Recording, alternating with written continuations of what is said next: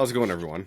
This is Game Awesome. Night, episode 12. This should be episode 15, but somehow Erik has 2 lost episodes in the ether, which we may see someday. We may not. I don't know. Erik is waylaid, so is Ollie, so I'm going to be carrying the fort here with 2 of my good friends. We've been talking around this for a bit. The good thing is they know each other relatively well, and I know both of them to various extents. But I'll just start with the handsome, suave debonair man that's got the slick back hair. I used to do that, when I had hair. It used to be a wonderful thing. That's how I used to be.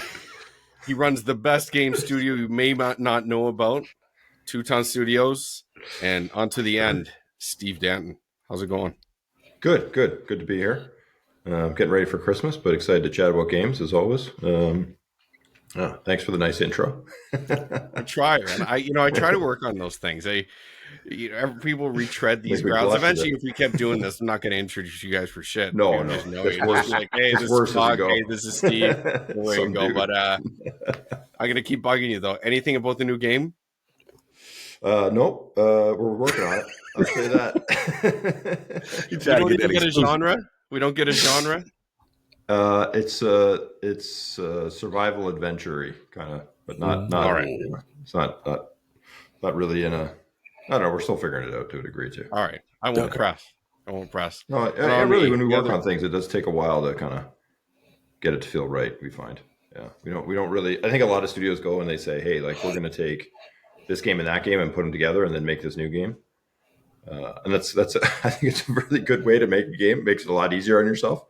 But for whatever reason, Sara and I can never do that. So, makes it harder. Takes longer. Well, what were the 2 games you were trying to pull together to make this one? Well, that's the thing. We're not. That's like, okay. Just kind of, I thought we started inspired by a lot of different games, and then we got inspired a lot by our travels, and then just life experience, and then maybe movies a little bit. But it kind of is this menagerie of ideas and inputs, and then.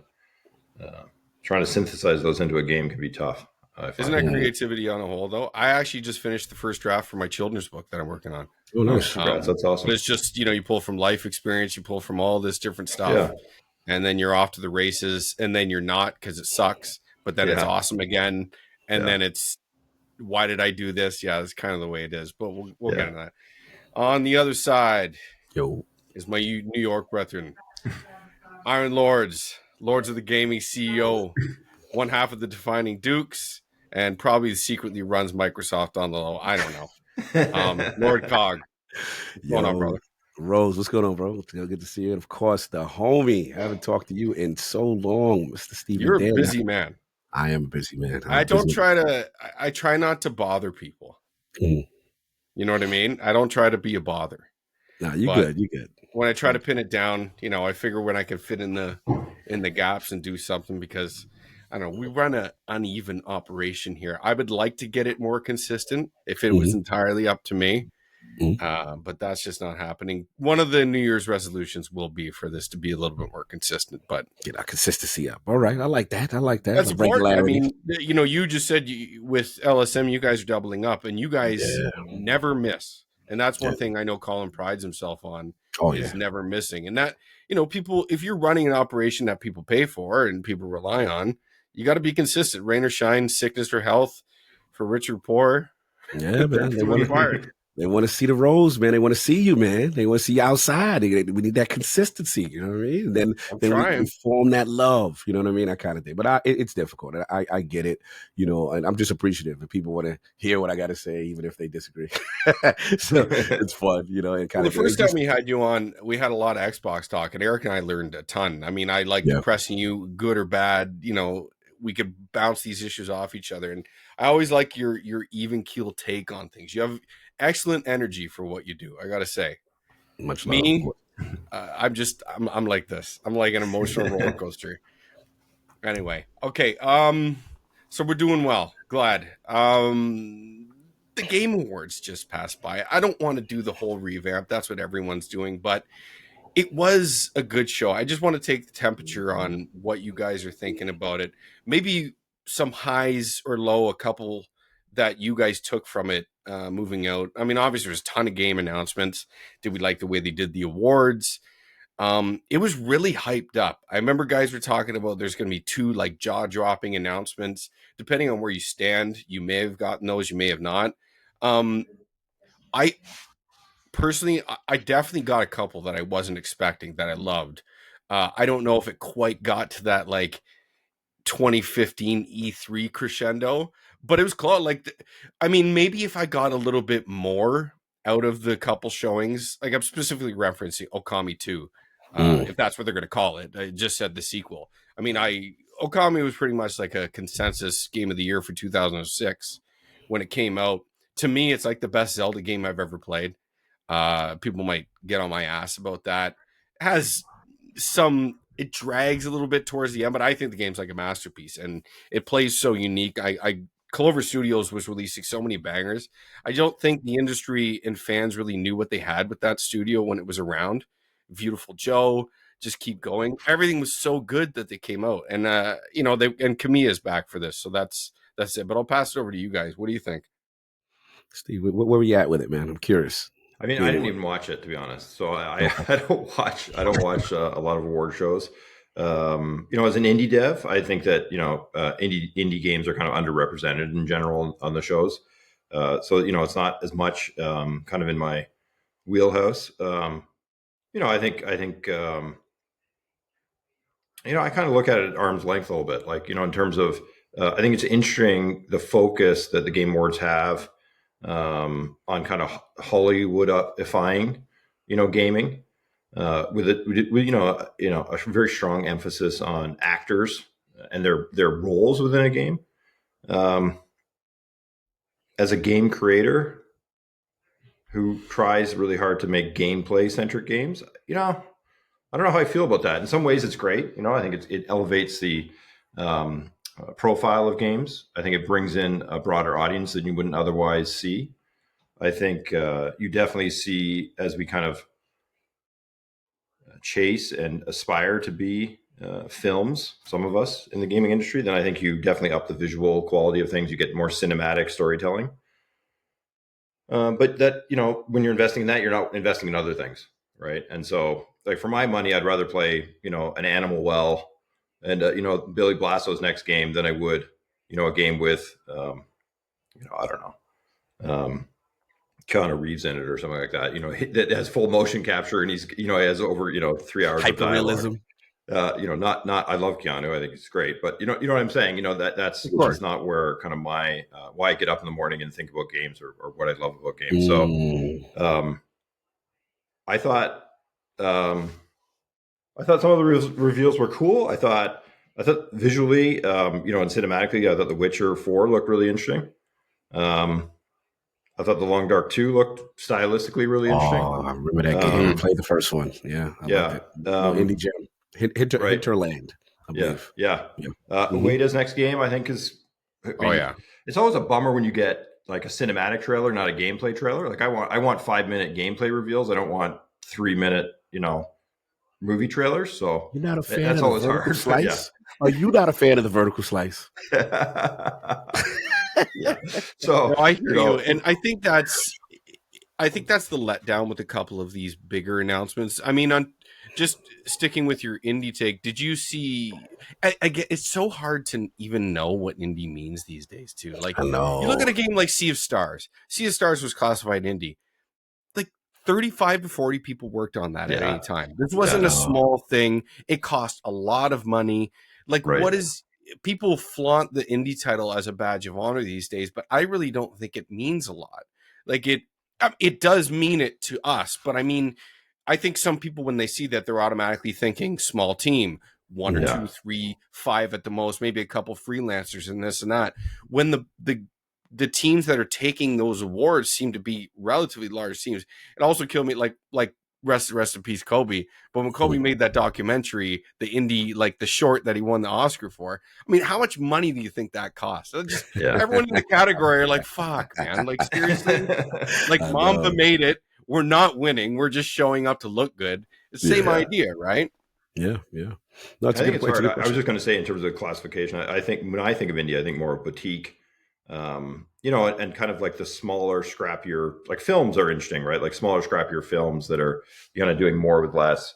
Like I think a movie like Parasite, that won a couple of years ago, which I think is a really excellent movie, and kind of does all sorts of really interesting things.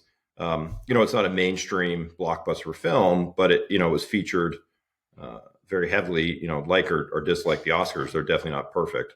But it was featured in one, and I think that's great. And I'm not sure we see that yet from video games, that kind of level of craft and broad exposure, and kind of really looking for the things that are pushing the art form forward. When I say art form, I really mean the art of kind of interactive game design and experiential game design. I think we've done amazing things in being able to render and capture, narrative in a somewhat interactive form. But I don't know. I think movies have already kind of solved that problem in a lot of ways. I'm not sure it's the best problem for us to solve as an industry. So I'm with you. Did you see the Ninja Gaiden trailer? Yeah, I saw that. Yeah, that looked great. Yeah, it did. Yeah, yeah. I mean, I don't know how big the team working on that is, but I mean, it's a true pixel art game, and immediately I was like, yeah, like that was a top 5 showing for me for sure.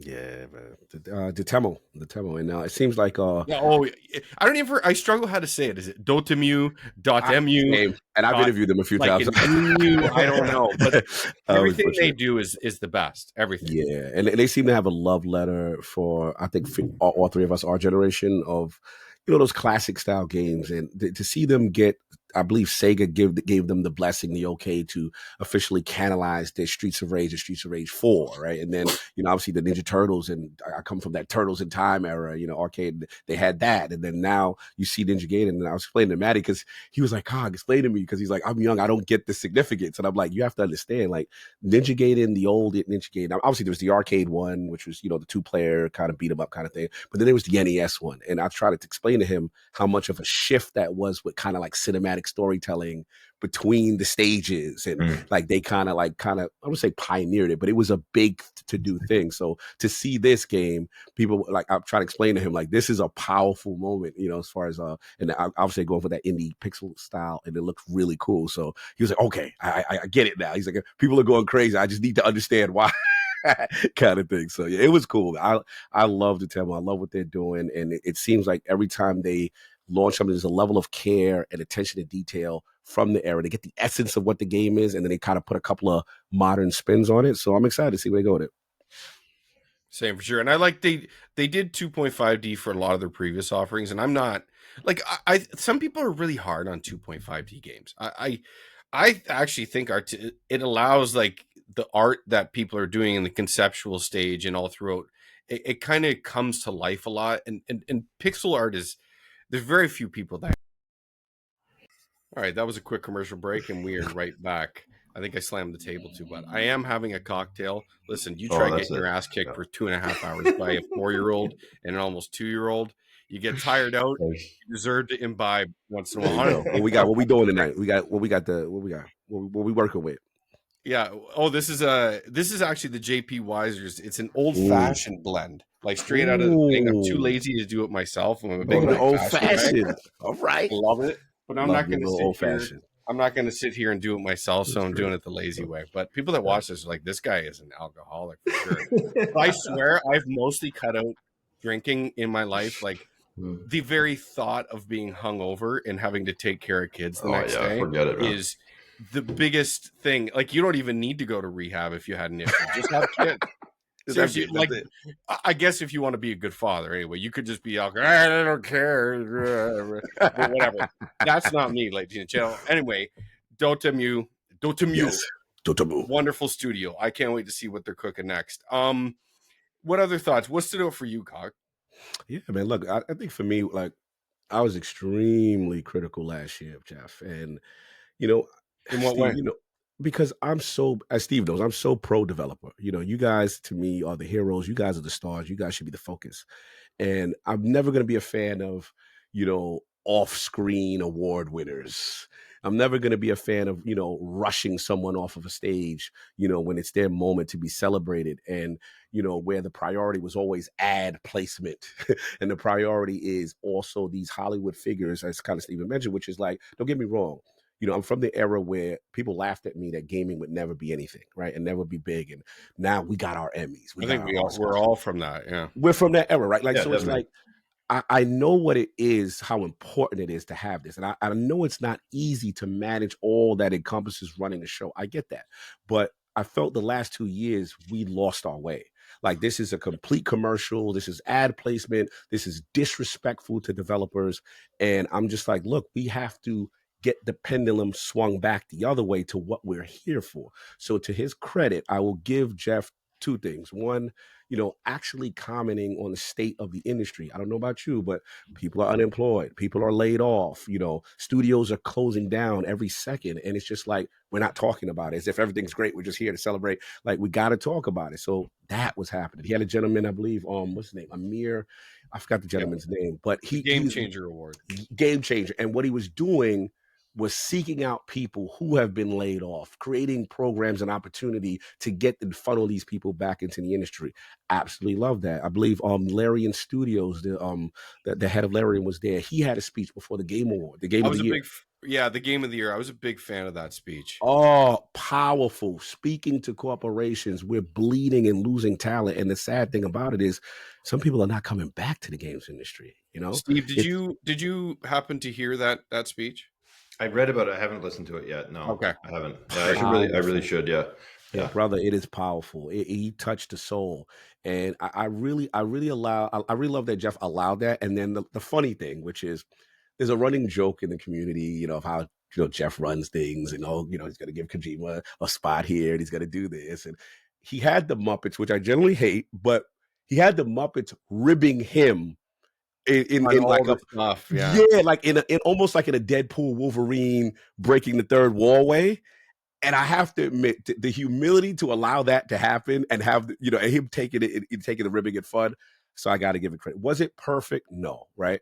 But as far as I felt the essence of why we're here, that pendulum came back. And to his credit, he has some of the best announcements as far as games and things that's going on. And as you can see, the cops agree. I live next to a firehouse, so apologies. But yeah, I felt like he really had some amazing announcements, amazing trailers, with things like, I'm not even the biggest Borderlands fan. If Borderlands 4 announcement was a footnote, that should let you know what type of show he had as far as announcements. But I had a ton of games. I would say for me, RGG's game that they had in 1914 Japan looked very intriguing to me. Obviously the Ninja Gaiden one, the Long Dark 2, I saw that one. There were a ton, man. There was just so many games that, I've got my eye on, trailer wise or gameplay wise. That Omnimusha, I was cool to see that kind of come back. I remember that from the old Capcom days. But yeah, and Outer Worlds too. I'm a big Outer World. I love Obsidian. I love their writing and stuff like that. But yeah, it was really cool. It was cool to see. So he's on my good side right now. Jeff, he made it right a little bit, and I just want it to trend back that direction that he had of a show this year. Yeah. And they closed on Naughty Dog's new game. I don't. Oh, yeah. What'd you feel? I thought it was a terrible trailer. Personally, hated it. Let's go. My biggest issue, and we'll move on after this because I don't want to make it all about the video game awards. But obviously, is this game going to be good? It's likely going to be great. I mean, Naughty Dog's track record is fantastic, but this is a studio that just canceled their most recent game, which was a Last of Us multiplayer game. The things we've seen from them most recently have been multiple remasters of the Last of Us games, one of which was a remaster of a re-release the previous generation. Listen, I'm the biggest Last of Us fan you'll find. 2, not as much, but I appreciate the art and the craft work at play here. But I just, again, to Steve's point, I'm past the CG trailer aspect, particularly for a studio of this magnitude to have this hiatus and this. I mean, I think a lot of people knew they were coming with a new IP, and I saw this, and it has everything that really. It just seems like a trailer from, in many respects, 2 to 5 years ago. And again, people are probably going to be mad at this. Listen, some of my favorite characters in gaming, in film, whatever, are women. The boss, Samus, Ripley. You just keep going. It's about the writing, not the fact that the sex of the character. But this character is everything that gamers and fans seemingly reject right now. The girl boss. It's the scoffing nature, the I don't give a fuck about anyone, even when they're listen, take care of yourself. She doesn't even say shit. She just hangs up on them. Like people reject that these days. I mean, I'm just speaking to a broader audience, not just me personally. I mean, you got to give this your just first impressions, okay? I'm sure the character will be wonderful. Naughty Dog has great writers. Their characters are all fleshed out, but for his first snippet, it just didn't work, and it gave me a lot of Concord vibes, like the Concord Guardians of the Galaxy chasing that, like you saw that CD, you saw that CD in the music, and you panicked. And I was like, okay, like I thought eventually they were going to kick it over some true gameplay here to see how it played, and just because of the length of time in between that we've really seen with them going on, it's not like they just released a game 2.5, 3 years ago. It's been a while, and I just wasn't really. I wasn't for as far as like end. One last thing that it just wasn't it for me. Okay, well, fair enough. I get it, and in fairness to you, with the vertical slice in the cinematic trailers, you're just getting a theme, you're getting a vibe. From what I hear from a lot of these companies, these are recruitment tools. This is, hey, we're working on it. We wanted to get as much talent on. If you liked what you saw, we want some graphic designers, some artists, some technical guys. But in fairness to you, as a gamer who has waited to hear from Naughty Dog for so long, and you don't have a gameplay loop, right? You don't know what really is going on. I think the only thing I would say is that, because again, I respect your opinion, Jason, is that I'm a Mass Effect 2 guy. So she reminded me of Jack from Mass Effect 2 for some stupid reason. You know what I'm saying? But I still don't know what's going on. So I hear you. I mean, I guess the last thing too is I'm just happy they're working on something new. That was just my thing, but we'll see. I have no idea. It could be everything that you said. It could be an absolute disaster. I have no idea what's going on. One thing I will give the trailer though is that the Trent Reznor Atticus score that they're doing it, that dun dun dun dun, one thing has clicked with me in the trailer, and it's that. Listen, again, I think the game will be great. We know it's not like it's a mystery. It's gonna be a third-person game. Yeah. In the vein of what they do. And they're not going to fuck it up. They're just not. As far as first impressions go, I just kind of wanted to see how it played. That's fair. That's fair. Yeah, that's it. Anything else? I thought it was interesting. It reminded me of Narita Boy, actually, the overall vibe of it. I don't know if you guys remember that indie game. It kind of Narita Boy is great. Yeah. Like that. I thought the product. Go ahead. That song in Narita Boy was so catchy. Yeah, it's great. The boy. Yeah. And I can say it's so good. I thought the product placement was interesting. I don't know if that was a nod to old Aliens when Ripley's wearing the Adidas on the loader, but I thought I haven't seen that so overtly in a game. The only thing that actually bothered me about the trailer is there's a guy who shaved his head a couple times. Like, why she shaves her head and then just dusts it off onto her tank top, then throws on a leather jacket. I was like, that's insane, man. That's gonna be you're not killing any monsters with the prickly stuff. You're not. Spiky hair jabbing into your shoulders. That is insane. So I don't know. I thought maybe they need to make her pour ice on her head or something instead of the opening. To have her kind of look up instead of shaving her head and then dusting all that under her shirt. So I completely agree. I mean, I have to do it myself. There's zero chance I'm putting a shirt on after that. No way, man. I trim my beard. It's like I'm dealing with little hairs for like 2 or 3 days after that, right? Yeah. Like I don't forget about 5 minutes later. So yeah. Of course. No. Anyway. But yeah, and the Ueda, I am the biggest like Ueda guy. I'm gonna say this. A friend of mine that I know who's in the Japanese development studio, he actually dropped me a snippet after Astro Boy won Game of the Year, and I guess we could talk about that to end it. But he linked to the thing, and he said if you want to know what closed Japan studios, it's this right here. Basically, he's inferring that Asobi Studios was the reason for Japan Studios' closure. Wow. Basically, they were rivals. Asobi saw Japan Studios as competitors for their funding. There's a lot more to it. He couldn't get anyone to go on the record for it, so he couldn't write about it. But that was his writing, or that was his sentiment to me. Because I bug him for this stuff, and I like to learn about all this stuff. And I bounce questions like, why this? And why do you think this happened? He tells me, and just various questions about the industry and how much things cost, which is just astonishing to me. Those costs. But anyway, Astrobot won Game of the Year. What do you guys think? Yeah, interesting, man. I mean, look, Have you Astrobot is played it? yes, I have Have played you it, but I played didn't beat it. Astrobot at all? Yeah, I played it, No. but I didn't beat it. But I will say, like, this game is as a person who loves PlayStation's history, and PlayStation 1 is actually one of my favorite PlayStations. I just love the aggressiveness of Sony at that period, the new IPs and things they were doing. This is a love letter to their history, and it was really done in a cool way. Now, I am biased. I loved Metaphor a lot. I really did. And I'm a JRPG guy, and I like what they're doing in that space. So Metaphor was my personal game of the year. But however, I cannot get mad at the fact that, Asobi won that. I could see the appeal, why people liked it as far as the nomination and stuff like that. Obviously, you had Final Fantasy in that category, which is another great game. I'll put it this way. There's no way I could walk away being like angry that it won. The only thing that I have to be honest, if it would have won, I would have legit been angry. It would have been in the Shadow of the Erdtree DLC. So I'm standing on my principles with that one. I just don't like the idea of an additive piece being included with a nomination. And I'm even more hardcore, Jason, than you in this respect, in terms of like, I'm Final Fantasy VII to the death. Like, that's one of my favorite JRPGs. I'm a fanboy for Final Fantasy VII. It's ridiculous, right? But like, I even feel like adaptations and remakes should be in their own category. Like, I'm just more of a fan of a new IP and an original idea, because at the end of the day, Final Fantasy VII has a tremendous history, Cloud Strife, the characters and all that. Whatever you do and deviate after the fact, that's fine. But I don't feel that's an original idea or fair to a new developer who created something brand new, you know what I mean, from the ground up.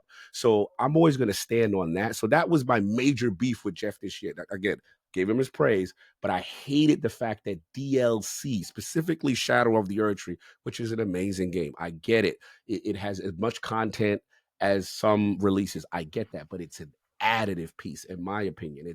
It's you cannot play that without the original game. Well, and therein lies because if this is the route they were going to go, they could have done it for multiple things in the past. And this is also a DLC that you need to get extremely far into the game to even access. It's not like the Blood and Wine and Heart and Stone where in The Witcher 3, where you could start those at the onset with pre-built characters, for instance. Or I just don't understand why there isn't a DLC and expansion category in and of itself. I mean, there's so much of it these days, and a lot of it is so good. I mean, it's funny. I hear people rag on DLC a lot, and I get it. Sometimes it's excessive and it's, greedy and things of that nature. But I see it from our perspective, older gentlemen as we are, and curated and seasoned. It's a realization of a dream we always wanted for our games more.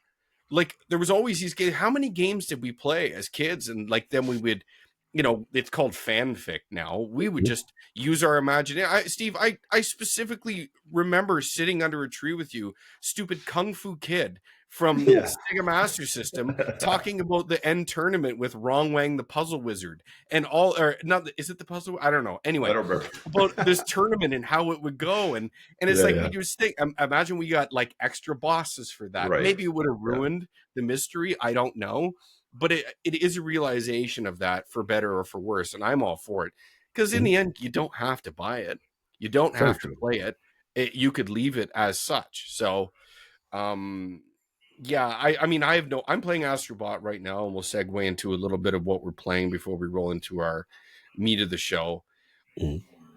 I mean, I think it's great, but I've moved so far off platformers in and of themselves as a genre. And I don't mean to like stick my nose up in the air and pretend I'm better than anything. I just think my taste for how I play these days sort of moved on. But if I wanted, like, if you're going to be a platformer of this nature to hit the Mario levels, and things of that nature, the best of the best of the best, I do believe it's there. Not in purely of a mechanics aspect, I suppose, because the game's incredibly easy until the very end with the challenge levels. And I guess that's fair, because they wanted to give a very accessible journey throughout and not, force people to like tear their hair out or what little they have left to see all the nostalgia and knockbacks and stuff like that. Like, and that's really what the game is built on, these throwbacks and stuff like that. And as far as that goes, those are all incredible.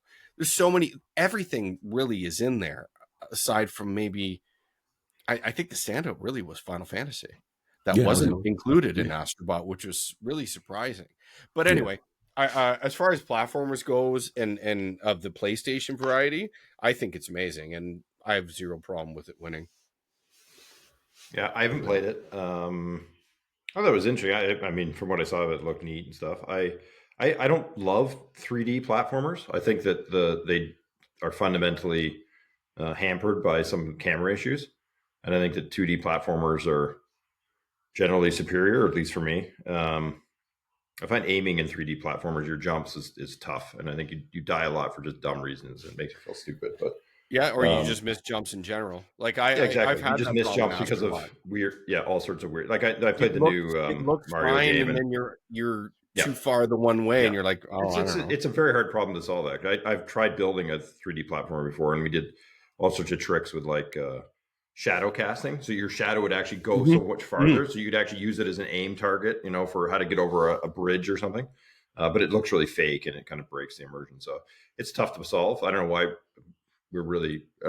I almost feel like it's like, oh, it's cool that it's 3D, so we did it in 3D. I don't know if it's better that it's 3D, But anyway, my game of the year was probably Animal Well, I think. I really liked it. I really thought the confidence in the puzzle design was insane. And, I don't know if I would have had the confidence to do what Billy did with that game. I think he really pushed a lot of things in terms of community puzzle solving. I don't know if you guys have dove into Animal Well at all, but I have it downloaded. It was just added to the PlayStation Plus thing. Yes. And I've heard it's a Metroidvania vibe. So I would say it has to generalize it. Yeah, I mean, it's very in that it's Metroidvania in that you get elements that have multiple functionality and are used to solve puzzles. But you're never killing anything. I think the thing it does really well is you get these objects that are kind of everyday objects. Really, toys is really the thing you're collecting, and then you're using these objects to solve puzzles in layered ways. Like you get this frisbee, and initially you think it does this, and it does this other thing, and it does this other thing, and it's the same object. It doesn't get upgraded or anything, but you just find new uses for it. But then the game, as a creator, I think anyone making games should study it, because basically it has kind of one path through it that's pretty obvious and easy. And then there's this secondary path, a little bit like, Symphony of Night, Castlevania, where you play through it. Then there's a third path through it. Then there's a fourth path through it. And, some of the puzzles this guy did are just insane. Like, I won't spoil anything, but, really smart stuff that I haven't seen very much of. I think The Witness maybe did some things of that level. But to have the confidence to do that, to build a game that has that many layers to it and it's kind of like hiding in plain sight, I think is pretty brilliant.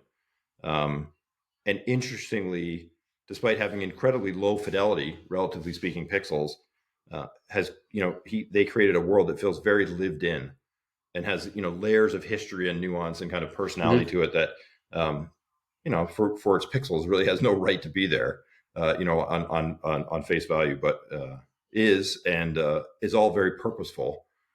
Which I think is, I think it's just really brilliantly done. And, it would have taken a lot of love and hard work to make that thing happen. I'm not saying Astrobot didn't have all that. I'm sure a lot of brilliant people worked on that, but the lived in aspect that you brought up, it made me think of Hyper Light Drifter. Yeah, sure. That? Yeah, I love that same game. idea. That's the feeling that game gave me. And speaking of that, their new game is coming out in early access. What is it? Yes. Hyper Light Breaker? Hyper Light Breaker? Because they released a game after Hyper Light Drifter. Yes. Yeah. And I don't think I'm gonna look it up. Did as well. It was a co-op game, the other one or something? Something. And now they're it was the kind of surfer kind of like rollerblading, not surfing, but ostensive roller skating or something. Yeah. But I know their new game is going into early access or something to that capacity. So It seems more similar to Hyperlight Drifter, their new one. Yeah, I hope so. Okay. Yeah, I think it's if memory serves, like more focused around boss fights, like boss rushy kind of thing. I don't know. Yeah, I don't know. Okay. Yeah, just real quick, what do you guys, what are you dealing with? What are you playing these days? Yeah, it's ton of Indiana Jones. I know I'm going to talk about that in a few, but yeah, I've been really diving into that, and I love what Machine Games did there. It kind of threw me off. I'd known Machine Games for a long time, as far as from the Wolfenstein and first person and gunplay and fast pace, and this was completely different and immersive sim, and I really enjoyed that. So I'm doing a lot of backtracking in that. I like the level design from the standpoint of, generally, I'll be honest with you, like I'm not the guy that gets all the collectibles in a game. And, I'm really not that guy. But what I love is the love and the care with a lot of these, they consider them discoveries or mysteries, have just as much care as the main quest. And it adds a lot of context to the story. And it was really well done. And the way the game ends, I mean, actually, during the game, you can actually go back and revisit older locations for things that you've missed and so on and so forth. So I've been having a ball with that one. And then the second one is, Jason, we in the same pocket. Marvel Rivals has its hooks. It has its hooks. I've heard good things. Yeah, man. I mean, I've been there since the alpha and the beta, and I thought it was going to be something that just I liked. I was just, all right, a little bit of an MCU fan on certain things. Obviously the movies have kind of fell off, but at least these are the characters that I grew up with. Overwatch, I felt they clearly were inspired by Overwatch, and they wanted to put their take on it. So I'm like, all right, the key is just going to be how they balance it and stuff like that. And, I remember interviewing the devs, and they seemed really, really passionate about listening to their community, taking the feedback, and very adaptive to, as far as things that are broken in the game, and really responsive on their feet, very agile. So I'm like, all right. So when I saw the release, and I'm just like, wow, people are loving it. Like I didn't expect it that way. And I was just like, okay.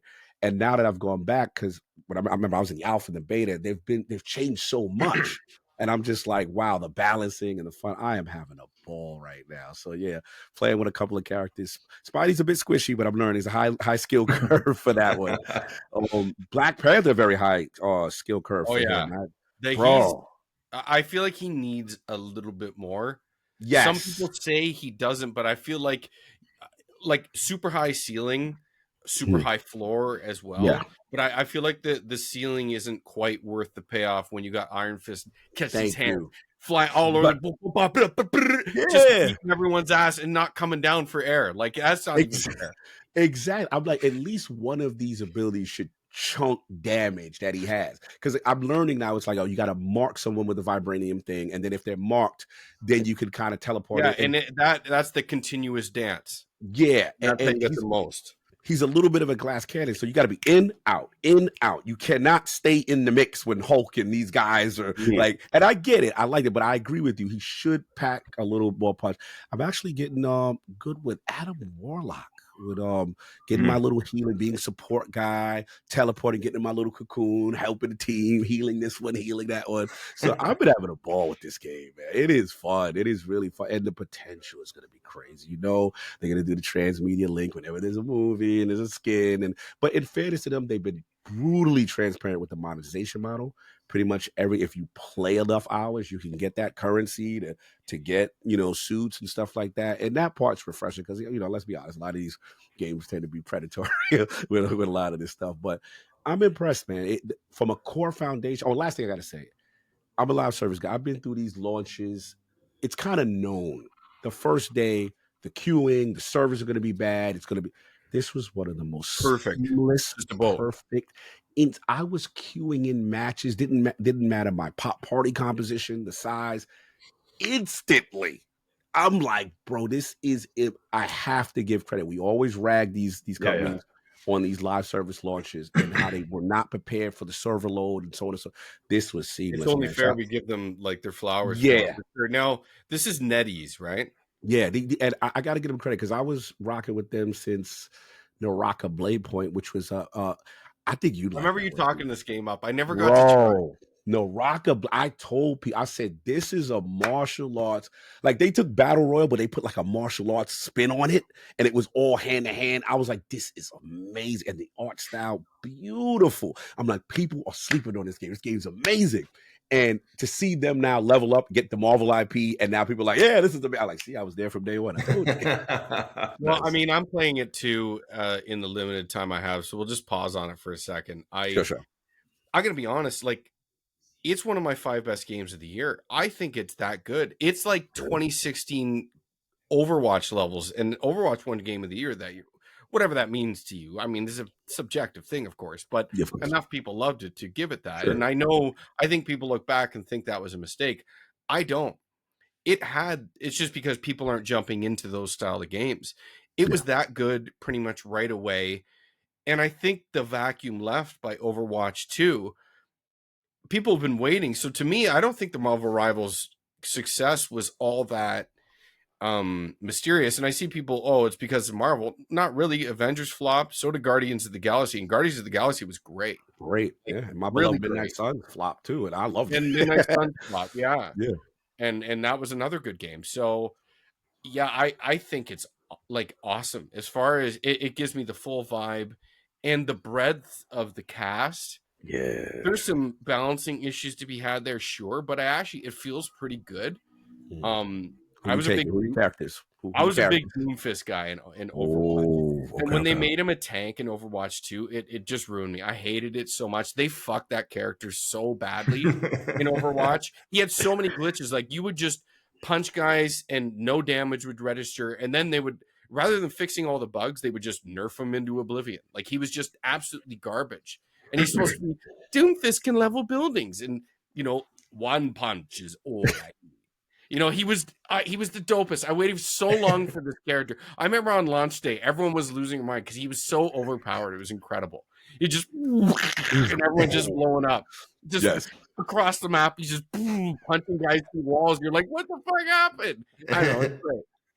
But like, you see, like, Wolverine isn't great, but the fact that you can get up in people's faces and basically what I like, there's different play styles. Overwatch still remains.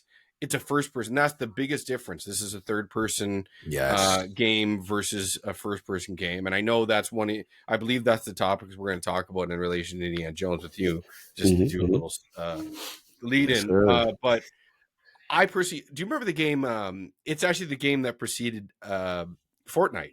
Remember Paragon? Oh, yes. Wow. Yeah. Paragon was the game they had out before Fortnite. And then once Fortnite caught fire, they completely canceled Paragon. And Fortnite was a completely different thing before it became what it was. Oh, yeah. There. Now, I don't like Fortnite at all, but I don't deny its success. But I actually really like Paragon. And Paragon was the third-person game. And I always skew more towards third person. So this is what I like. I like that it's not as much focused on, like, I shouldn't say guns, but shooting, because whether it's from your hands or whatever, Overwatch has that as well. So there's characters that can get in your face, characters from afar, like Punisher. What's his name? So many. Winter Soldier, who is another one that's relatively OP. Again.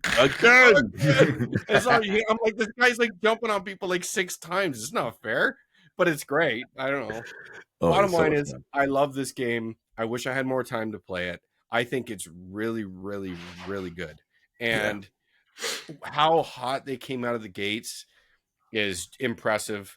Monetization, I haven't jumped in enough. I'm a guy that likes to have all those skins. Like, I was the whale in Overwatch. I'd be like, that shit, they come up with a new thing. I'm like, $50, $50. And then if I didn't get, I'd drop another 10 to get all the skins, even if they were stupid. I'm just dumb. Like, I'm just dumb. I'm the guy that they prey on. If I'm in the game, I like the amount of money I spent on the Mass Effect 3 multiplayer. Oh, bro, I did the same thing. I was ridiculous with those stupid boxes. I bet you I spent $1,000. No, I'm not even joking. I'm not even joking. Because the fucked up thing is, to get the best gun, you had to get it 10 times. Yes, because you couldn't just get it. You had to get it 10 times. Yeah. So it wasn't, I got the shotgun, but it's only good if I get it 10 times more. Anyway, you don't need to hear about my spending practice. We were the target audience. That's what anything on Marvel Rivals at all? I've tracked it a lot. I've watched a lot of it. I love that it's third person. I actually can't play many first person games. I get really motion sick. So, for example, I'm not playing the new indie game because it's all first person. I also really want to play Stalker 2. I'm waiting for a third person mod for that, but it's not out as far as I know yet. Yeah, I can't really play first person games. Really, none, not one. Well, I mean, I struggle through them. Like, I made it through like Half-Life 2 because I wanted to, and but yeah, it's tough. It's really tough for me. Okay. Yeah, if the game has a wide enough field of view and has like a cursor you can look at, and the engine has really flawless tracking, in terms of camera, then I can play it. But if it's got any motion blur and it can't be turned off, like forget it. If it doesn't have perfect like frame rate, then forget it. So you can get patches, motion sickness patches. My wife gets them. I'm like, we got to go on a cruise. I believe you. Yeah. So, we're gonna get the gamer motion sickness patch. You got to get that. I don't have enough time. Let's get that going. Yeah, but no, I in terms of I haven't played any Marvel Rivals. I think it just sounds awesome. Like what you guys are saying, it sounds fantastic. I mean, the Marvel universe is so rich, right? And I think the characters are kind of, in many ways perfectly developed for video games. Right? Yeah, and so being able to put them into a game and let you be, whatever, Spider-Man, Wolverine, whatever, kind of a no-brainer, right? In terms of like, that's going to be awesome. So, I think it sounds like a lot of fun. Yeah. In terms of things I'm playing, these may or may not have any indication into what's the next game we're working on. An old indie game called Capsule. I don't know if you guys have ever heard of that. It's about literally being in a space capsule and being stranded in space and trying to figure out how to get from one kind of station to another while collecting resources. It's pretty cool. Adam Saltzman did it. It's $4.99 on Steam. Playing Path of Exile 2. I never played Path of Exile 1, but I grabbed that. I like that. Things. How is it?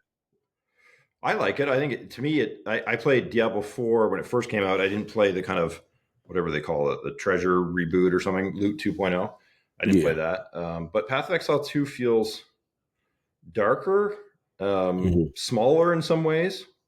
I think it's like tighter. I don't know. It's kind of more.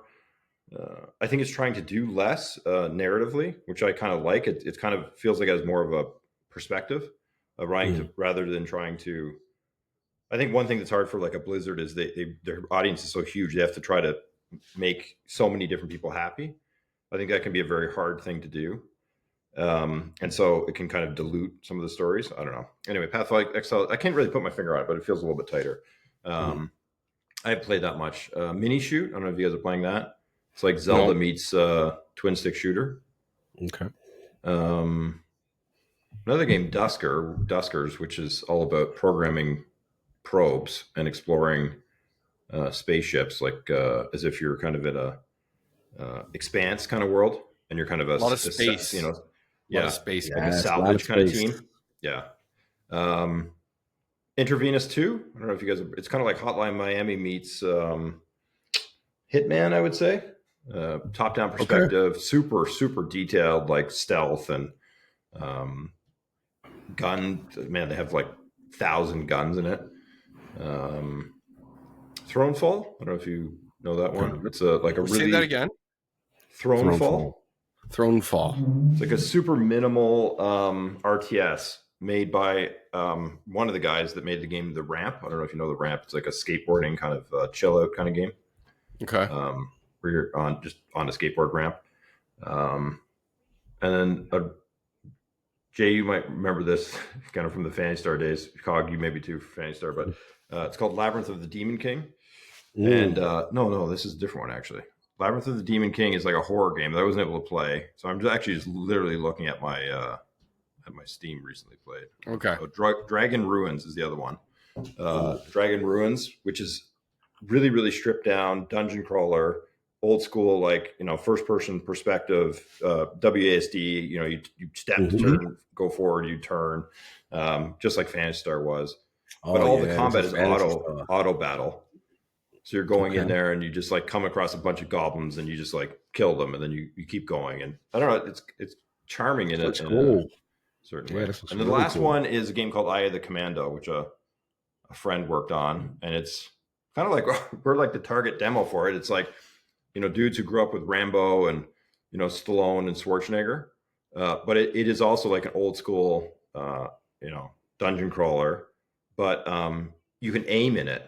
So you are a commando. Like, remember the old like Rambo game on? Yes, that's what just came to mind. Yeah. So it's Rambo. Imagine that, but it's old school dungeon crawler, so first person, and you have a targeting reticle that you can aim, and it's truly turn based in that every time you take a step, the enemy takes an action.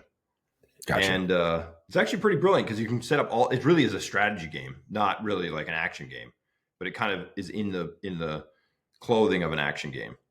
And so I don't know, it's the dev's name is Jim Shepard. He's a really funny guy and has cool writing and stuff, but yeah.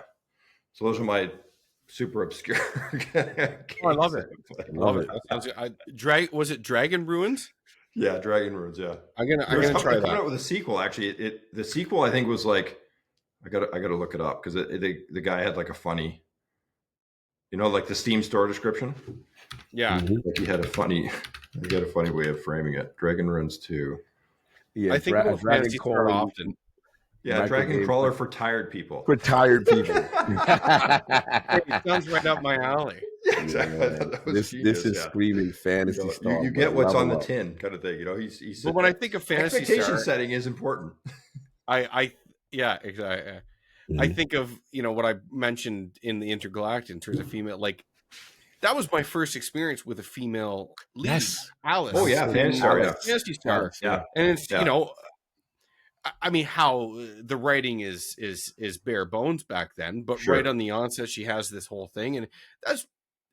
I mean, I don't know how much thought they put into it back then, but especially for a Japanese developer, probably was kind of a big deal.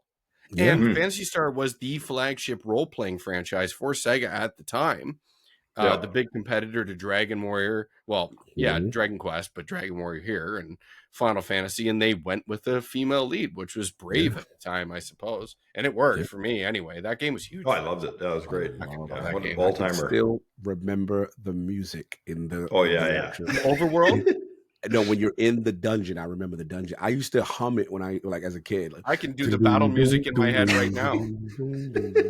I remember that. I loved it. It was just such a mysterious, cool tone, like little tune.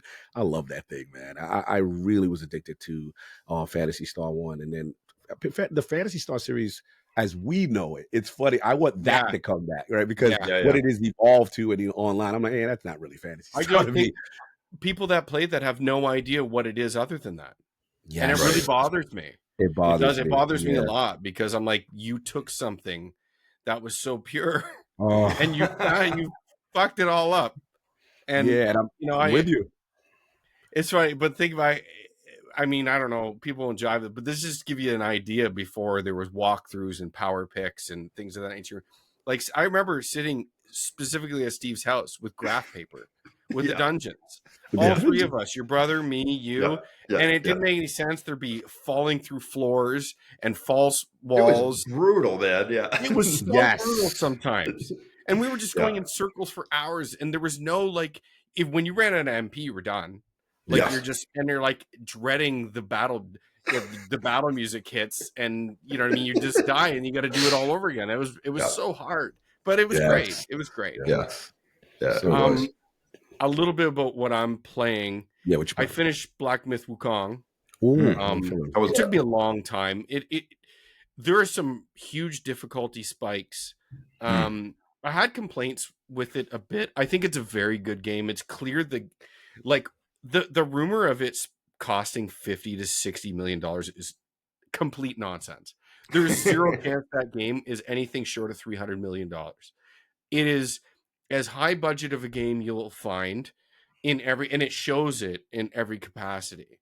So again, Chinese developed game, they're definitely hiding their funding somewhere. So I saw people you can make a game of this quality for 50 million. I'm like, no, it doesn't. No, Bro, that no. opening scene alone looked like Oh, bro. it's so big, and it's just Epic. like there's so many. The environments in the game are just insane. The visual quality of the game is top notch. Saying that the gameplay was good, not great. I think there was some. Basically, I just felt like outside of your special moves, your base combo was a lot to rely on. And again, it is a Souls game, and that's the soul of it, and that kind of bothered me because I I I I had to go back and watch the initial trailers for it because I swore when the game was initially shown, because I've been following this game since it was first shown, because I thought it was great and I love the the Monkey King lore and all that Journey stuff. in the I'm West all in and all on that. that stuff. Yeah, the setting's really cool. And it was and I wasn't wrong. It was more high high paced, flashy combat, more along the lines of the Devil May Cries and the Bayonetta. Halfway through, they pivoted to a more Souls based, slower. Like my biggest issue is like you can't air combo. I can't launch a guy and start air combo. It's not as fast paced as I feel it should be. I think I'm in a minority on that. I don't care. The game was still great, super hard. I did like absolutely everything in it, and I enjoyed it very much. Took me like 3 months. Then I jumped into something easy. This is Critical Hit Games. It was their first game at their Polish studio. Nobody Wants to Die. Have you heard of this? It came out in the summer. Really highly praised. Like it got great critical reviews. It's like a noir detective style game. Really, that's what it is. It's storytelling detective. There's no like shooting or anything of that effect. Game is absolutely beautiful, and I really like the story. I was in the mood for like this slower, like detective vibe, and it's bite sized. I would suggest everyone play it. I really liked it a lot. Oh, this looks cool. Yeah, it is funny because you look at the visuals of the game, and it should have had a lot more praise. I feel it sort of slipped under a lot of people's radar. It's good. Like you can reenact scenes to break down detective stuff, find clues, and it's got that Blade Runner vibe too. Yes. It's kind of sad when I see these kind of games because they clearly. I mean, I really try to track a lot of indie and lesser known games, and I've never even heard of the thing, which is kind of sad. It's great because it actually know every game, but yeah, it had a trailer. I might be wrong. I feel like it did have a trailer at one of the PlayStation showcases. I mean, that may not mean anything to you, but it did have a bit of a marketing push. I guess it just didn't really work. But that's a studio I'd keep my eye on it because that's their first game. I don't know who the people are. Obviously, they have some sort of pedigree, but it's yeah. And like I said, I'm playing Astrobot too, so I'm like halfway through that. This is kind of a thing. I just want to circle back to the Game Awards thing quickly about when I watch a hell of a lot of movies. I wouldn't say I'm not in the movie industry, but whenever the Oscars come out, I always learn about new films. Like, oh, that's cool. I didn't know about those. Half of them, I'd say, are films I didn't even hear about. Right? I'm not sure that's true about the Game Awards. Like I would say, it's not like 5 new games. If they announce, if they have 10 games, like for Game of the Year or whatever, 5 of them are ones I've never heard of, right? That are like, oh man, these diamond in the roughs, they really got plucked out and they're getting elevated up, right? Except for the darling indie of the year. Yeah, which, sure. Steve, we've had a podcast where we've talked about this. There always seems to be the one indie game. This year was Balatro that gets all the praise. Like the one year was Inscription. And it's like, I get it. The game's really good, but is that the only one? It's sort of like, look, we love indies. Here it is. It's up for everything. I don't know. So it'd be cool if they don't have to be indie titles. They can be, that game, maybe it was 20 people worked on it. Nobody Wants to Die. It seems like from production values, I'd say a team of 10 or so at least. Is that an indie game? I don't know, but it'd be great for them to be pulled out. If they're really doing interesting things in terms of, the detective genre that no one else has done before, that I think deserves some sunlight. So, yeah. No, I agree. The next one on my list was Neva. It's been out for a bit, but how do you say it? Is it Gris or Grease? Gree, I think. Yeah, I would say. Gree. Yeah. I really liked Gree a lot. Yeah. I thought the story. I never really got the whole aspect, but I got enough of it to feel it anyway. And it's absolutely beautiful. Like their games. Did you like Neva? I haven't. No, that's my next one. That's you got it in the queue. Okay. Yep. I'd like the trailer. Again, the art style for me just works. So yeah, it's beautifully rendered, and the animation. Those guys are incredibly talented at animation. Oh, yeah. Especially that traditional style, almost like Disney style animation.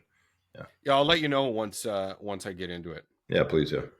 So yeah, when I got a hold of these two gentlemen, I thought we would just go something simple and just get 3 random topics. We'll each do one, and we'll just talk about them at length, and then we'll get the hell out of here. So, Cog, we've been beating and teasing on it. Let's get into yours.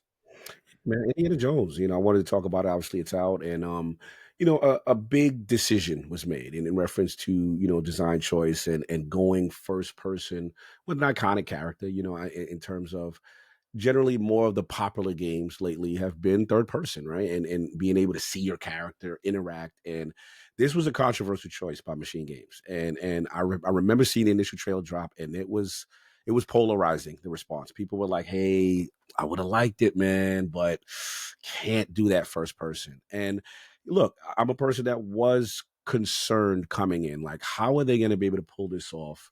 And obviously in the initial trailers, you saw a lot of cuts where it would be first person gameplay, but then if Indy is like putting his whip and climbing up or scaling a building, it would switch, and then I've seen the game is extremely cinematic. Like everything in it is a cutscene, he's talking, and it's trying to balance this dance of a lot of you seeing Indy, but the core gameplay is first person, right?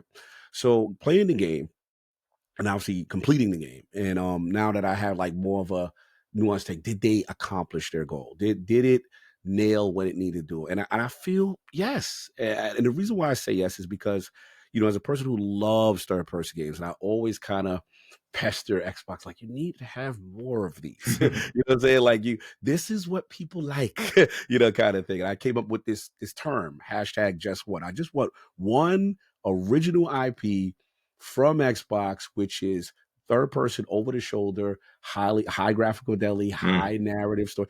Let's be honest, Jason, this is kind of the Sony playbook as far as a lot of their first person games. But I just felt like, even though I love the diversity of Xbox first person game studios, I felt like they were lacking this particular thing. And so just to jump in, really, it seems like they tried. Like Scalebound was their one big effort that fell through. I mean, you probably know a little bit more about that than I do. I mean, we saw it, and there has been a couple half-hearted efforts, but it's really not really come through. Right. But yeah. Yeah, no, absolutely. I agree with you. And I've always put the pressure on them to at least have one of them from the ground up. Again, that's pushing things forward. Now, obviously, Indiana Jones and the Great Circle does not qualify the fact that it's first person. But once I complete, that's okay. Did they accomplish their goal? So let's get to the bad first.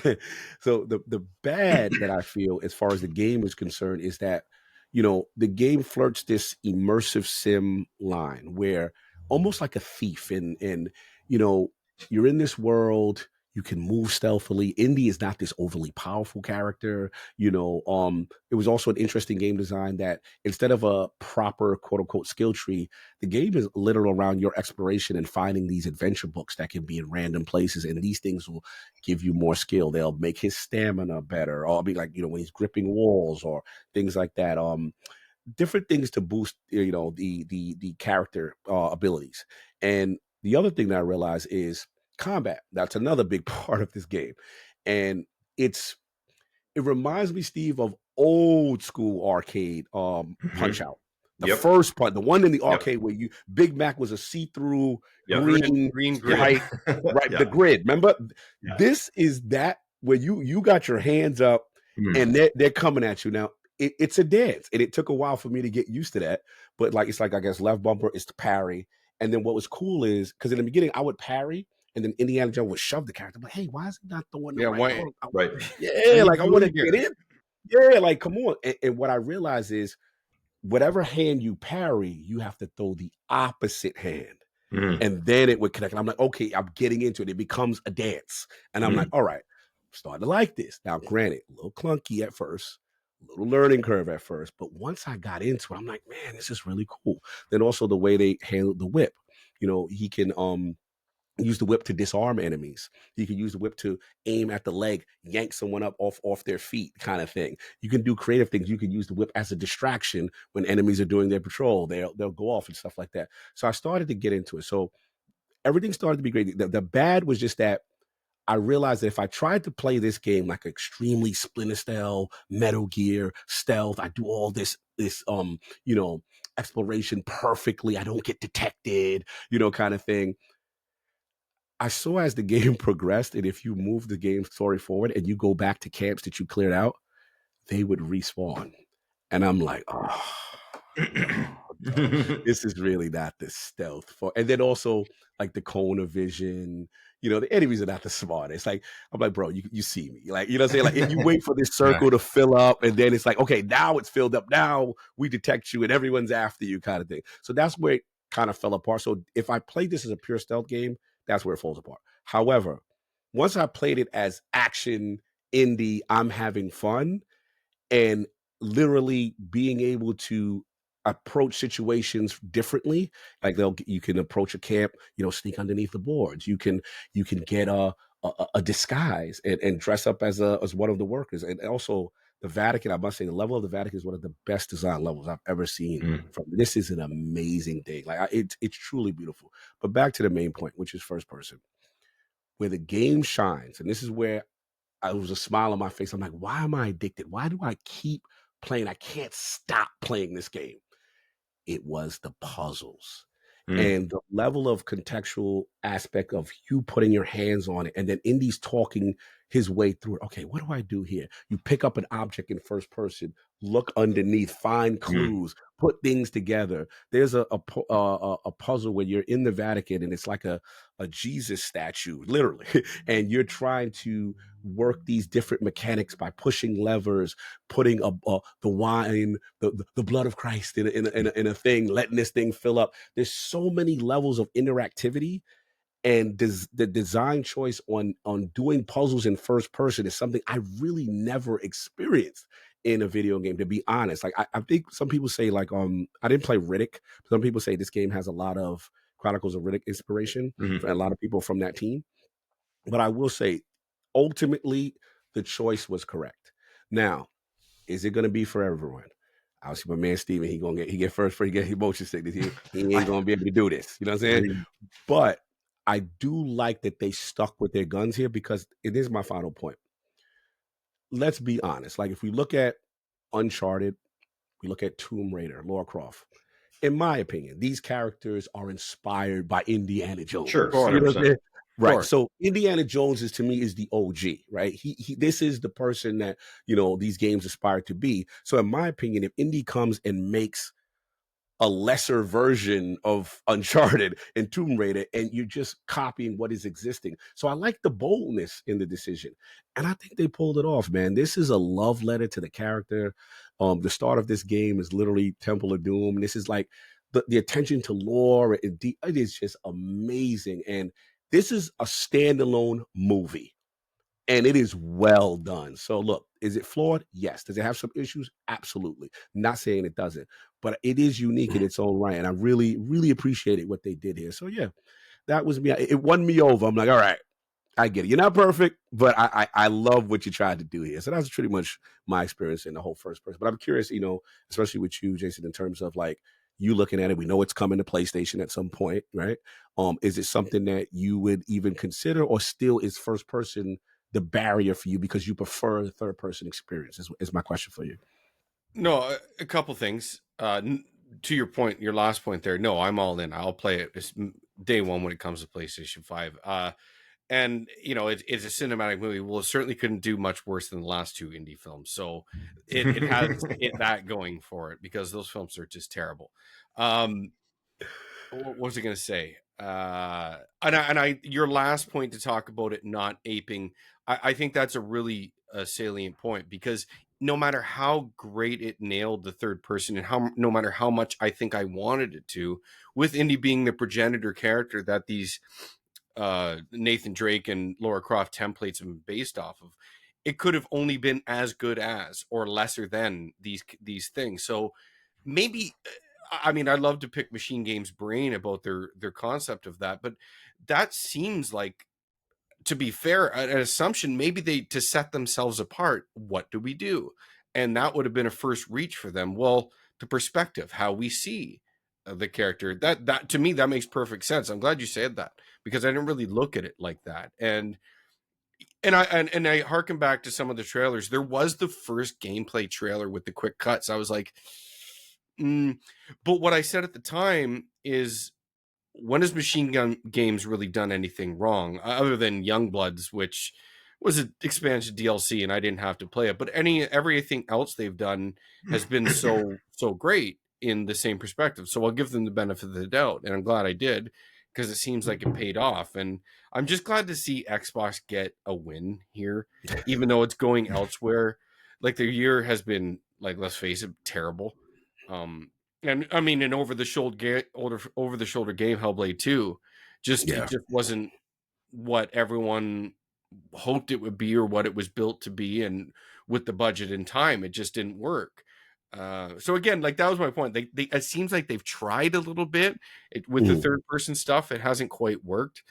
But yeah, it's funny because I was, when you first proposed the topic, I was like, yeah, it works in first person, but I mean, would have been better if they just did third. But with your final point and your closing, I can't really argue that, Cog. I can't. And yeah, if it was third person, we would have inevitably just compared it.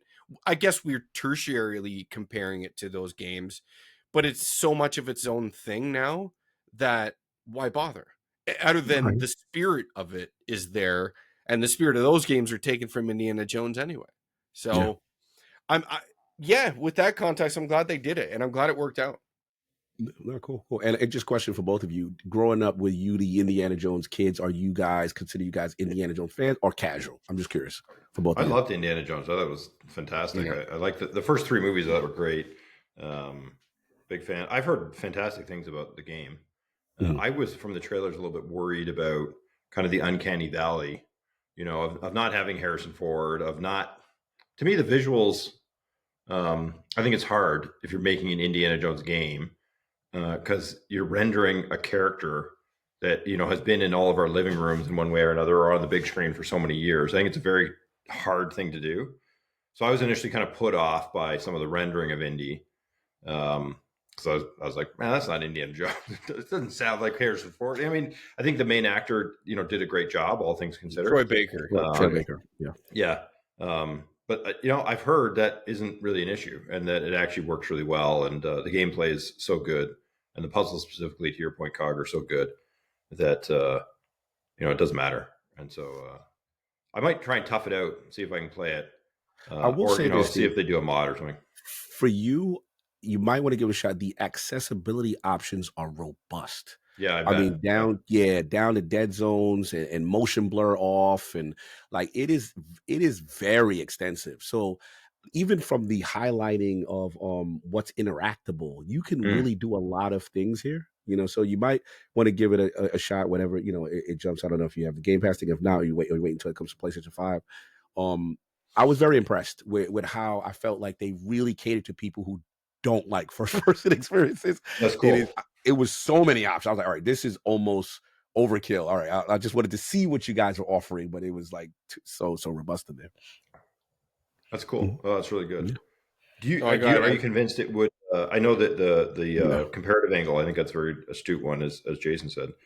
But do you think you would have enjoyed it more if it was third person, just as a personal level? I'm gonna be brutally honest. They truly won me over with the fact that it was first person, because would I have enjoyed it? Yes, of course I would have. But the combat and puzzle solving specifically, there is no other game doing this. And, that's great. And it is truly immersive. And what I like about it is that the puzzles are clever. Yeah. Like I'm a guy that this is a game where sometimes you like, okay, I got it. I know the right answer. I know the right sequence. I know what it is. but sometimes they leave something missing purposely for you to infer what the next step, and you got to use your brain on it. Now, nothing to the point where it's like, this is unfair, this is ridiculous, I hate this, right? It never gets to that point, and that's the part I like. And now they made an interesting design decision, because with the main quest puzzles, some of them get very complex, right? But what I like is Indy has this camera system, so you take a picture of the structure and the environment, and then he actually offers you a hint, because I guess they figured, hey, some people are going to get stumped. You know what I'm saying? So they're like, hey, maybe if I move this and I direct the water flow this way, that might affect so and so. Troy Baker will verbalize this in Indy voice, and they'll give you just enough to at least nudge you in the right direction without outwardly solving for you. And I thought it was a cool choice to not overburden people, but not also completely hold your hand with everything and say, do this, do that. Like, you see this in a lot of, I'll just use Sony AAA offerings. Like eventually they just start giving you the answer, like Horizon or something to that effect. Like, I mean, New God of War, right, was kind of got a lot of flack for over guiding. Yes. Yeah, it's like, just trust. Again, like film, you said, the best films, and I feel like modern films in a lot of respects don't do this, especially American films. Specifically American films. They don't trust their audience anymore. They over-explain. They over-exposition. They just don't let it breathe. And films used to be made like just letting things be and letting it, trust the audience to figure some things out. And just like games, like I don't need you to just like some games now are playing themselves like entirely. Like, I think AC Shadows has a whole mode where the fucking thing plays itself. And I'm just like, come on, man. Like, I don't know. That's fair. Now?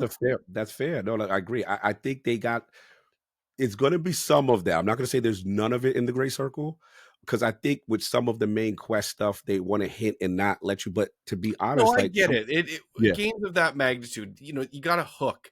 You can't just, there can't just be this thing that's so hard that, some players' attention spans, and I'm sorry, you young kids out there, skibbity dee fucking toilet shit.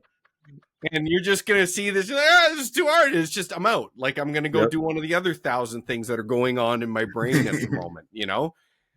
Sorry, guys. But it's you gotta give a little bit of the hand holding stuff. But just when you have that big of a budget, you can't afford to have people bounce off or get totally stuck and get frustrated. And that's why I say it's a couple of the main quest stuff, but there's so many discoveries and mysteries along this path that do not hold your hand in any capacity. Good. And I really felt satisfied figuring those out. And I remember talking to other people reviewing it. I'm like, yo, what did you do here when you got into that tomb? And so I'm like, bro, I couldn't figure out how the heck, and I miss that in gaming. I miss that aspect of, having that, being able to deduce and figure things out on your own, or, listening to how people experience something is just really cool. But I agree with you overall, though. I know where you're going. Good.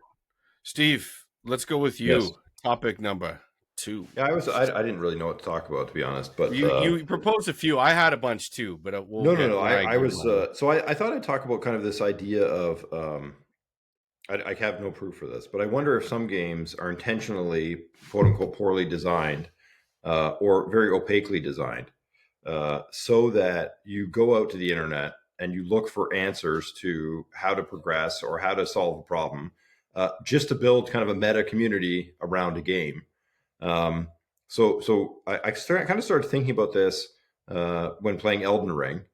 So I think to jump in really quick, when we did our critic versus developer discussion on Elden Ring, I'm glad you picked this, because we specifically talked about this, and we went in this briefly, probably like 5 to 7 minutes. But it was an interesting thing that I never thought about. But so when I was playing Elden Ring, I think Elden Ring's an amazing game, but there are definitely narrative beats in that game, and even gameplay moments, like how you the one I'm not a huge I love Elden Ring and I love this whole game, but I'm not into, I don't nerd out in the lore. So the one witch character who, you have to rest at a fire, at a bonfire kind of thing, and then she appears, and then you get your summoning bell, I think, from her. I think very few people would figure that out if they didn't go to the internet. And I almost, there's no way that the team behind From doesn't know that. And I think there's a lot of narrative beats throughout, Elden Ring and the Souls games, which are pretty impenetrable unless you really, really get into the lore. It could be that I'm old now and I don't have enough time for games. And maybe if, I was 16, I would spend like all summer and like dig into this. Yeah. But I have to imagine with the plethora of games that are out there and the demands on people's times, I think some of this is intentional. So that's one example. And then a more recent example is Path of Exile 2, which I was playing as a Diablo game. And then a buddy was like, "Oh no, it's not like Loot Pinata and you're trying to get legendary items. You're actually picking up crafting ingredients, and then you're trying to figure out how to rearrange them, almost like building a NASCAR, in order to make the ideal build to maximize your damage output."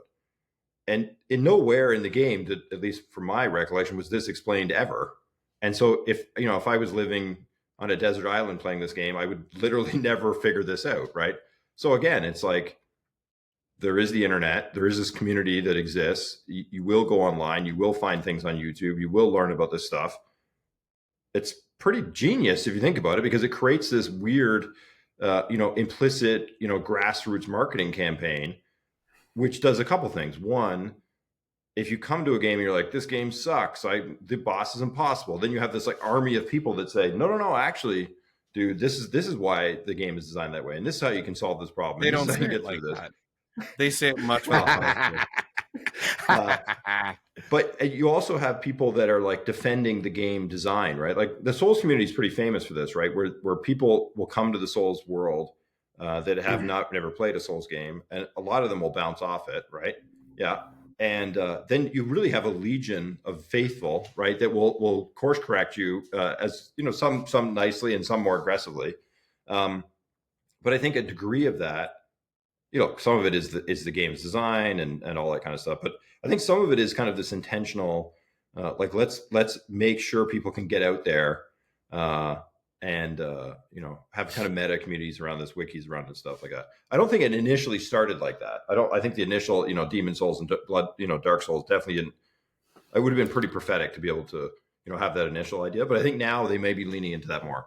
I don't know what you guys think, but that's a thought I've had recently. I'll just start. And I do. Yeah, I think it's something they fell into, but it's also earned.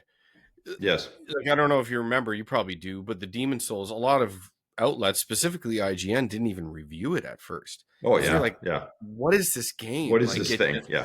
It doesn't run well. It's kind of ugly. It's like obtuse and very difficult. Yeah. And then all of a sudden, there were certain outlets that were giving it 90s. Yeah. And you're like, wow, we got to jump on this. We're missing the boat here. But again, there was this obtuseness, this old school throwback to the nature of, games. And it's a tale that we know now. I mean, this is what everyone craves, for better or for worse. I mean, I don't know. But to that point, again, I will point back to our discussion. I really liked our discussion. I've gone back to listen to our talk on that podcast. It's not because I like to hear the sound of my own voice. I hate it, actually. But like I to think about certain things I glean from, game design decisions and different angles about them and how you thought about things. And again, specifically to your point about criticism, I have many about it. But, you voice those to the Souls crowd, and like, if they could see you, they try to kick you in the teeth. Like, sorry, the game isn't the best gameplay in the world. It's just not. But how dare you say that? How dare you? Like, the recycling of animations constantly ad nauseum from Demon Souls. I could see the path. Demon Souls all the way to Elden Ring. If any other game did that, they would get crucified, but not from games. But anyway, this isn't about that. I love it. But I do, like, when Steve pointed this out to encourage this offline, off-game, online narrative meta to bring people together, it is ingenious. Again, I don't think it's a thing they intended off the bat. They stumbled into, but then they grasped it, because how could you not? Again, like the quest that you're designing, that's just the entry level. It keeps going. Yeah. With that specific sexy ass. Oh, it's insane. It's like 8 levels deep, and it's really, really like tied in knots. Yeah. And there's some, like, there's other ones. I remember going through this. Like, you wouldn't figure this out. It's so obtuse. You got to go here, the day-night cycle, this bonfire, and you're like, and if you progress past a certain point, it just won't happen. You'll forget it. And it's like, it's not going to happen. This is specifically for the gathering offline of the masses to figure this out and just give to everybody else. And then people get to pretend like they figured it out on themselves. Yeah. But, oh yeah. No, this is great. I mean, it's brilliant. Not everyone can do this. I think a lot of people are trying to. But again, it's earned. Yeah, no, this is a great discussion. I love this topic. It's interesting because I thought about it as well. I think it is it's marketing and the galvanizing of a community around it. Yes, and to get people talking about it. It got me thinking about it and I know we started with Souls here, but it got me actually thinking about why I like Destiny and what happened to me with Destiny. Destiny is kind of the same way in the sense that, the raids don't hold your hand. They don't tell you what's going on. Destiny has some of the most obtuse, obscure puzzles. Be in this area at a specific time of day with random events, occurrence, and you'll see the community come together, pull this together, start documenting, and people figure it out. And it's the creation of the Destiny content creator, right? Destiny is one of the hardest games to onboard a new player that I have ever seen. People boot it up and say, Cog, what the hell am I supposed to do? I don't know. It's terrible at all morning. The same way I feel about that is the same way, Jason's talking about like Souls. Like, don't get me wrong, I love Souls, but like just the way things are conveyed, I feel it's just really poorly done and would not be allowed in other games. But because it's so unique in the way it's done, it doesn't hold your hand, and it's challenging, it's brutal, and it got a community to galvanize, and it got a community to put together, okay, this is what you got to do here. And I think it is genius. I think you create a conversation outside your game. You create a community. You create people coming towards these known figures to try to solve it and put these things together. And the game lives on. And it's consistent engagement, nonstop, and also evergreen. Right? There's always going to be a new person who's like, man, what do I do? Look this up. Okay, cool. And it's funny for me because for us, we're from the era there was no YouTube. Exactly. There was no game facts. We couldn't beat that thing. You're done. Also, a lot of times, 1 quarter, 1 man, 1 life, no save data. Like, so I'm a little biased towards our generation. There was any of this, but what maybe that wasn't intelligent for the actual game developer and the publisher to galvanize people around the game. And then I take it back. We had some of it, what is it? The Nintendo Powers, Hotline, Sega Hotline. Okay, I called the Sega one time. It cost my parents like $50. There was this jump in this Oasis RPG. Oasis was a great game. It was an RPG. And I got in this, it was right at the end, and there was this one jump that I could not do for the life of me. And the guy couldn't help me. He's like, I don't know what you're talking about. No, it's this. You got to understand, it's here. And he's like, man, I'm looking at the binders. You should be able to do this. I'm like, I can't do it, bro. Bro, it's real for us, man. I mean, obviously, Steve, I had you on, and I remember like I was a dude with a piece of paper writing down every symbol in Zillion. Yeah, totally. Yeah, well, right? And we did Zillion, this. Yeah. Every single thing, and it's just like that's what we came from. So this to me is like the evolution of that, but it is ingenious, and it just really it's evangelical in a certain sense. It gets people to come together about this, and you see the passion. Another community that's very hardcore like that, what I'm learning is Stalker. Like I just started getting into that, and people were like telling me all type of stuff about how like, oh, that's not a bug, that's an anomaly, this is what happens here, and like they're really hardcore, and I think it's this AI life 2.0 stuff that I'm learning about. But yeah, no, I agree. This is a great topic. I think that is exactly what's going on. And I guess the question for you, Stephen, is do you agree with this push or direction in how games are designed? You're the dev, so like what's the verdict? What's your verdict on it? I think it might be generational, or I think it's a little bit. I'd like to think, kind of my feeling on games as an interactive experiential medium. I love that things are obtuse and opaque, and you kind of have to figure it out on your own. I think as a smaller kind of boutique dev, I think it's totally fine. I mean, Under the End made a ton of decisions where we're like, I don't care if someone figures this out. And in fact, I was about to plug you. Bro. I was just about to with the medallion. I didn't even know you can do that and offer a peace offering, right? Sure. To avoid a confrontation. Yeah. And I'm like, oh, this is cool. I like this. So I had to give you your flowers on that. Like, thanks, man. I mean, we whenever we did those kind of things, we felt we thought a lot about it. I think people that don't make games sometimes don't realize how much devs agonize over these decisions, right? They spend months, talking about these things. But we always felt that if giving a hint or kind of guiding the player would rob kind of maybe as few as 20% of people from that really special moment, then it wasn't worth it.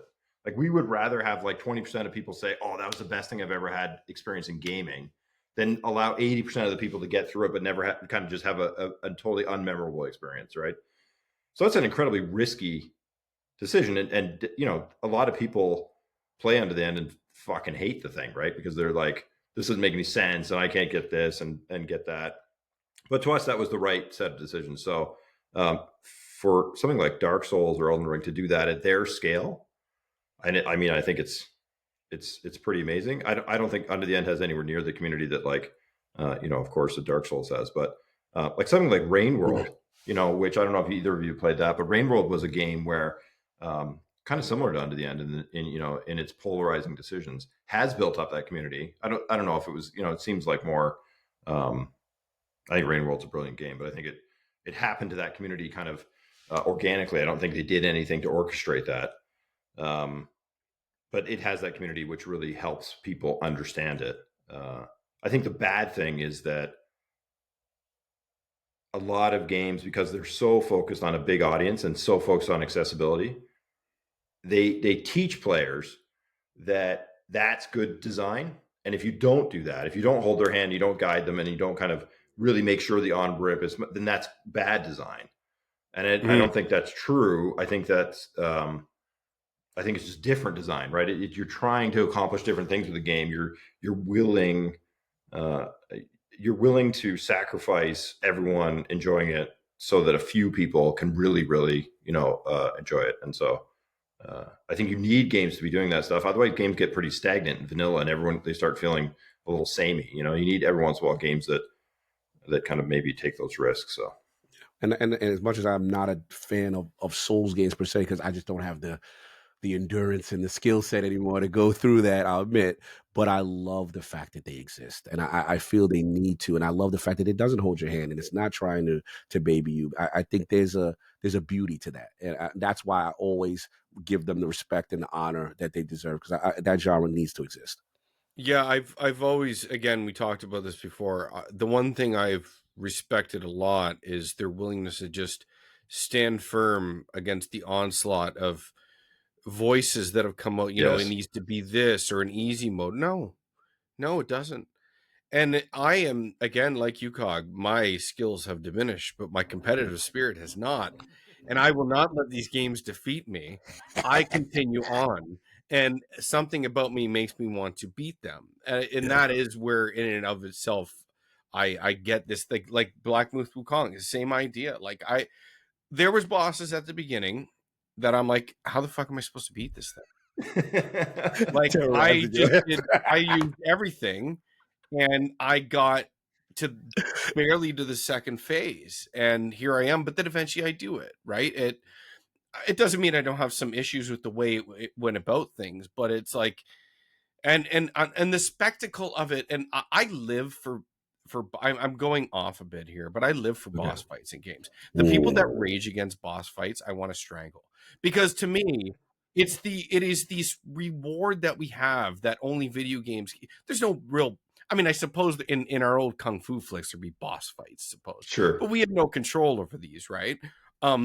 But that's what it's about. Like, I just did all this stuff. Now I got to face the dude before the dude. And like the scale and epicness, like, what would be Final Fantasy VII without an epic showdown with Sephiroth? And that's where villains come to the fore in writing. But just the very nature of the conflict, it has to be it has to reward, it has to pay off, and Souls games do that so well. And to your other point about, communities, I find, Destiny is one, but it reflects a lot of the older running, like old MMOs from World of Warcraft, to one that was near and dear to my heart is Final Fantasy 11, which could never be replicated. It was a moment in time that if you explained to somebody, they would be like, how did you ever play that? But in the time, it was this thing. The game design is so archaic of Final Fantasy 11. It is beyond archaic. The things that an MMO did in terms of, you would go to this place called the Valkyrie Dunes, which was this heavy, you had to level in parties of 6. Everything about that game you couldn't do solo. Nothing. It eventually became a game that they modified and developed where now it's easily, you can do everything solo. And it's funny, everything Final Fantasy 14 is popular for, being its own thing, is the opposite of what Final Fantasy 11 is. And it's like, you could never do that now. It'd be impossible. People would reject it outright. But at that time, you couldn't progress at all without other people. You just couldn't do it. Like, you had to level with other people. You had to do story missions with other people. And there was no easy way to do it. Like Final Fantasy 14, for instance, has this role queue where you just go through the UI menu and you queue for these dungeons. I assume Destiny's sort of the same way. Like, similar, where you don't have to have your own friends. You can queue to a thing, and eventually it matches up with you with randoms, right? So you can accomplish these tasks. Final Fantasy 11 had none of this. You just would shout in these zones, and you could look up a thing of available players, but it was so difficult to do. And then you would get to a place, and if one guy died randomly, you were done. And guys would intentionally do these trains of mobs, okay? You go get aggro, pull a mob to the entrance, EverQuest, and if you didn't get out of the way, that mob would, after a certain area of losing interest, would just come to the next closest guy and just wipe you out. So if you were fighting an enemy to gain experience in an area, and this guy trained a mob to the end, and he just decided to, all of a sudden you're fighting 2 and your whole party's wiped, and you just lost, because when you died, you lost experience. So it penalized you for dying. If someone raised you, you would lose less experience, but if you choose to go to your home point, you would lose like a certain amount. Bro, this game it's the hardest game I've ever played in my life. And simultaneously, the most rewarding game I've ever played in my life. You just can't ever recapture it. And I don't know if you've ever heard about Absolute Virtue, the unbeatable boss in Final Fantasy 11 that people just stayed up forever. Well, Pandemonium Warden was this boss that people stayed up for. They fought it for 24 hours. 24 hours straight of rotating chairs to beat this thing. And then the team literally said, like, that's not the way you're supposed to beat it. And they nerfed it. Same thing with Absolute Virtue. There was this whole secret area. You had to finish this story mission. It was about the 3rd expansion, Chains of Prometheus. Sorry, I'm going off on a tangent. No, I love this. It's the same idea, that you foster these communities that come together to solve these issues that seem insurmountable. Yes. That give you nothing. Yes. And you would fight all these jailers, the jailers of love, justice, temperance, blah, blah, blah, blah, blah. You get these key items that sometimes didn't fucking drop. So you'd have to do it again based on these time, and everything was timed. It was bullshit. You'd get finally to the jailer of love, which was the final one. And it had like a 40% chance to spawn this monster called Absolute Virtue. And it essentially was invincible. It had every move possible. People would plan for it. There was these ways you could try to zerg it. Like, I don't even know if I should keep going on about this because it'd take forever. Like Dark Knight, the Job had a move called Berserk where it would eat your HP to do extra damage, okay? And there was an item called a Kraken Club, which in and of itself, which didn't do a lot of damage, but with those moves combined, you could hit anywhere from 2 to 8 times. So if you hit the right multipliers with the ultimate, and then you get a red mage to hit their chain spell ultimate, which was a stun, you could chain lock stun, zerg down most bosses. Absolute Virtue didn't work like that. At 25%, it went berserk. Got the fucking bracelets, catch these hand, benediction back to 100%, wipe your whole party. Wipe your whole squad. Never solved this. The one they called it the Wall of Justice, where they get a team alliance of black mages behind this wall. Mm-hmm. And when Absolute Virtue spawned, they'd have one tank that would train it, and then the black mages would just bomb it from behind this wall that Absolute Virtue couldn't get to. It got beat by like the top. Link shells were the name of the groups, guilds in World of Warcraft. Yeah, same idea. This is very Destiny. Like, I want to hear this. It got beat like 5 times. Wow. Devs are like, no, fuck that. That's not the way you're supposed to beat it. Nerf the Wall of Justice. It's gone. No one can beat this thing again, okay? And at the time, it had everything. It had the best stuff you could get, okay? Yeah. Everyone's like, this went on like for like 2 years. No one could beat this boss. Nobody. So they released this video, the developers did, and it showed you like timing your 2 hour, because your Ultimers were on 2 hour time limits. It was called a 2 hour, which is just crazy in and of itself. That's crazy. You don't use your Ultimate after 2 hours. Yeah, that's crazy. If you failed even a story mission, like a boss, you had to wait 2 hours, bro. You know how many times I stayed up till 4 a.m. because we failed the one at 2 a.m? Anyway, yeah, wait for the film. This video comes out and people are like, what is this? It's like a 1 and 30-second video with no narration to beat this boss. And it turns out everyone tried it. It didn't work. But you couldn't do it in North America because of the lag from the Japanese servers to North America. Oh my Lord. It was impossible to do. I say all that to say this. These communities in and of itself are wonderful. None of this stuff would have ever been tried and done without the coordination of groups. I remember specifically Final Fantasy XI's biggest group was the Order of the Blue Garter. They were known far and wide as the people that did first, although my Link shell at the time was the first to beat Hydra, or second, I think, in the entire world. Nice. Well, I sold my character in Final Fantasy XI for like $1,500. That was the time we could do it. Yeah, it was crazy at the time, but that was when I was not married, ladies and gentlemen. Anyway, time was at a premium. No, it goes back to Steve's point where companies sort of fall into this. But Final Fantasy XI was a trial by fire. You just had to figure this out offline because they weren't giving you anything. But do I think they do it intentionally? Yes. Yeah. I think the other thing it highlights too is just how the gaming moments that really stand out are these things where you really have to overcome adversity or opaqueness or confusion. I remember in Ultima Online, which was an early MMO. I don't know if either of you played that, but they had a lot of PvP. And the first dungeon you had to go to was called Cognito. And you're walking up there. They didn't have leveling system. It was all by basically doing things. You would kind of get skill points in an attribute like a swordsman or magician or whatever. And you're walking to the first dungeon, Cognito, and there's these super high level mages that would be invisible, and they would just nuke you. They would lightning you, and you'd be dead. And in Ultima Online, you dropped all of your stuff that you had on, and everyone could just take it. And so the first time you go in, you just this thing comes out of nowhere. You don't even see it, and then you're dead, right? And then you're like, what the hell's going on? And people start talking. And you kind of then one guy's like, okay, I'll go in and kind of take the fire, and then you go in next, and then you get in the dungeon, and it was just such a cool experience. You really felt like this.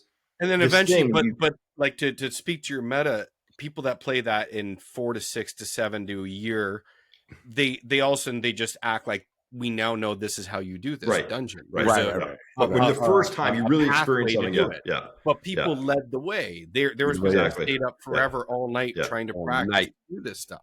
And that punishment, that fear of losing your stuff, and the fear of the unknown, and it creates such a unique experience that you can't have in the real world. Like you can't go and do that kind of thing in the real world. Even thrill-seeking folks that jump out of a plane or whatever, you just can't. It's very hard to replicate that kind of stuff because you die in the real world. Story would not continue. So I think that's the thing that's why I love games, when they can give you experiences that under normal circumstances you couldn't have otherwise, and really push you into these kind of emotional spaces that are unique. And I really do believe these Souls games, if as long as the gamer isn't relying solely for online to solve everything, I believe the Souls games are those games for this generation, the way that those games we're speaking of were for ours, even back in the day before the internet. They have to be, and that's where that magic comes from. And I'll tell you right now, Final Fantasy 11, for all of its cursing and archaic and incorrect game design decisions, that I could go on and on about this stuff, guys. Like that you would just be like, how? Like, why would they do this?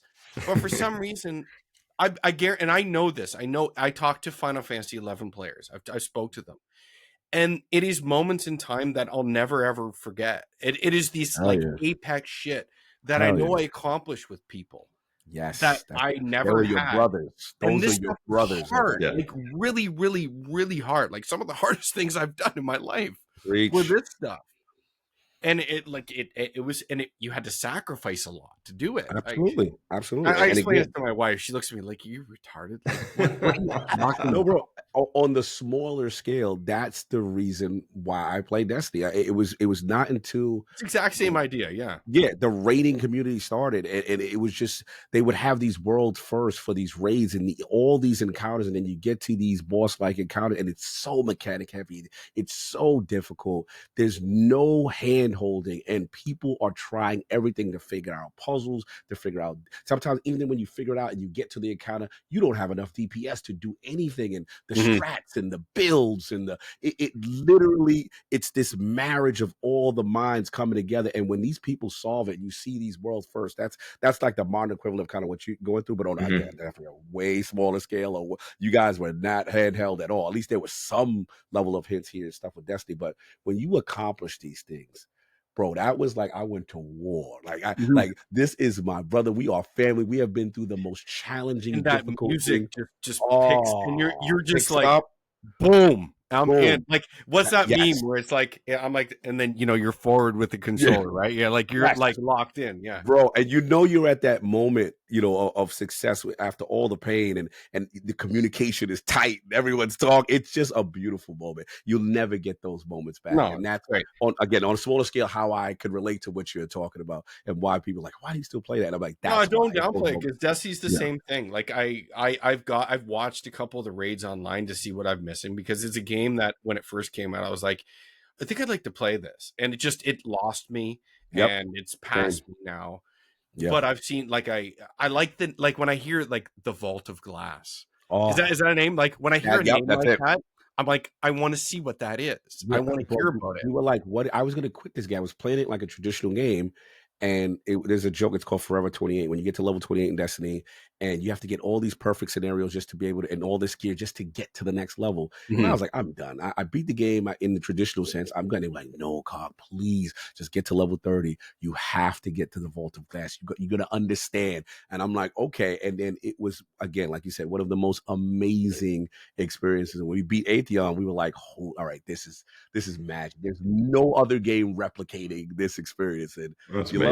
Absolutely. And to your point, no matchmaking. The decision Bungie made to this day with raids, no matchmaking, because they're saying it is a communicative experience. You have to gather people together. You have to get six together. So on what you're saying, Jason, where it's like, you just kind of yelling into the ether for people to kind of do this experience with you, because they're not going to let you magically matchmake to join these events. That's great. That's like old school. That's where Halo started too, right? Like sitting on a couch. Yeah. Like those moments, just, and you accomplish them, and you're like, holy shit. Oh, yeah. Yes, sir. All right, I guess just on one final note, we were speaking to the Souls games and stuff. We didn't even talk about the new DLC expansion thing, Night Rain. The Elden Ring Night. It seems like it's multiplayer focused. I mean, I think it looks really interesting. It'll do well because of what it is.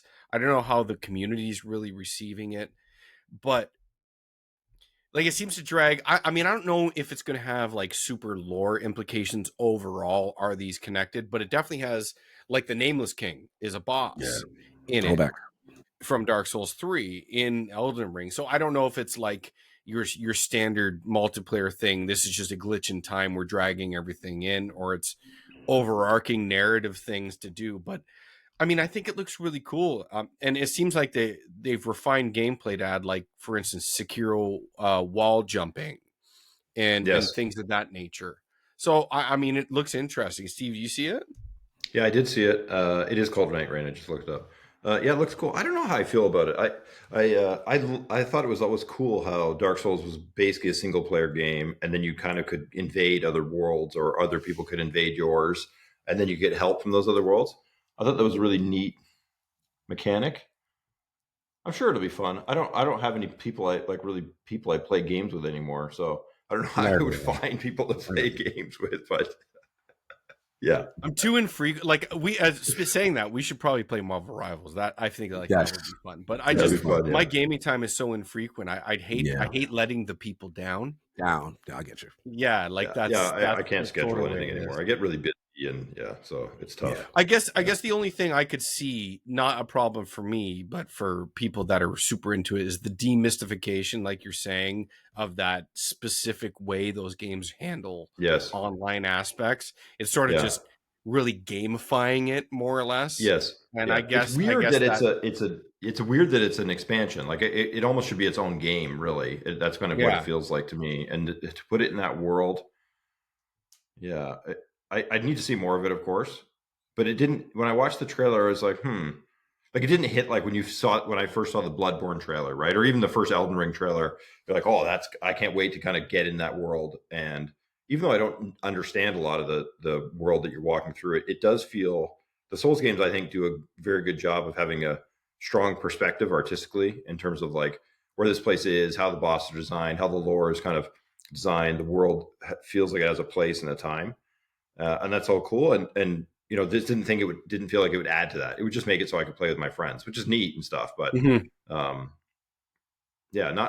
it felt unusual coming from Software. Actually, it didn't feel like one of their traditional kind of art led kind of games. Yeah, we'll see. I mean, it's supposed to come out next year, so who knows? It's probably pretty much done. I would think so. Yeah. Yeah, it's interesting. They are describing it as a standalone game, which I thought was interesting. At first, I thought it was DLC and was a 3-player co-op. Oh, it is standalone. It's just in the world of Elden Ring. Okay. Yeah. It looks like development studio. Despite it does say a full new game. Yeah, you're right. That's my bad. Yeah.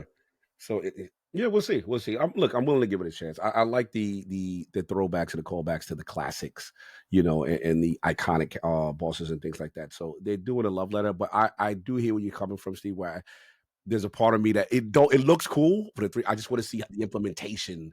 Will they lose the essence of what makes a Souls game in that way? But it could be fun. I'm willing to at least see how they execute. No doubt, I think they know people will buy it because of who they are. Oh, but sure, it's funny to see, like in this day and age, that you see Ghost of Tsushima adding its own multiplayer thing for free. I'm not saying they should have done it for free, mind you.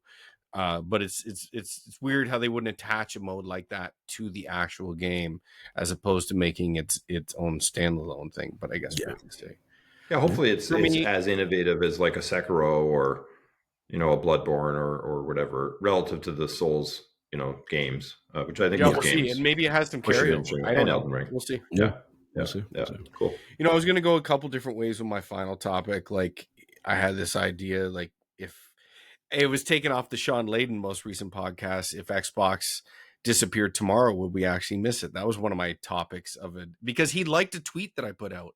This guy he likes certain tweets that I put out. I don't know if he's a serial liker or whatever, but I would love to talk to that guy. I'm sure a lot of people would. Legend. But he just seems really interesting. I'm always interested in how his departure went. I feel like no one's ever really asked him. And I actually, Shuhei Yoshida just left PlayStation. Sean was the guy that pushed Shuhei to the side after when he took over. To me, it seemed like he wanted to be the guy that spoke the most on when Sony was still doing their front-facing PR stuff. Because prior to that, it would be Jack Tretton, then Shuhei and Adam would talk, and buddy Jim just stepped down would show up a little bit. But that's when they were very personality driven with their marketing PR. But then Sean came on and he sort of took over all of it, and you didn't really see too much of the other guys anymore. And then he was gone. And I sort of filled in the gaps as to why, based on his words after the fact. But anyway, that's neither here nor there. I just want to go something simple and lighthearted. Like, where do we think the industry is going, and what do we want from games in the industry in 2025? And it really was spurred on by the Larian Head's speech at the end. And I love it. Like, he's just like, we take a good gameplay concept and we build around that. That's more or less the essence. And we don't add things because it'll add to the bottom line. We add it because we think it'll just add to the game and the fun factor, and things of that nature. I'm going to pose it to you guys before. I mean, they don't have to be super, invasive or expansive answers or unique, but it's just, where do we want the industry to go? Because I guess it's built on the fact that it's clear what is happening and what we're doing is not sustainable in the greater scope of the upper echelon. Like, we're always going to be able to have video games. We're always going to have wonderful people like Steve making video games and ideas. But there has to be these pillars that hold the industry up, that could say, see, this is what video games are, to show if we want to expand the audience, I suppose. I mean, I could go all year and play indie games and be perfectly fine. You know what I mean? I don't need the showcase stuff, but it's inevitable that we're drawn in, and some of them are very, very worthy of our attention. But we can't just keep doing that. And the fidelity that we're chasing and the budget that we're chasing, and it's clearly costing not just inordinate amounts of money, but human capital. And that's something you spoke on earlier, Cog. And it's chewing up and spitting out the best people. And then what's going to be left? I don't know. So you guys take it from there.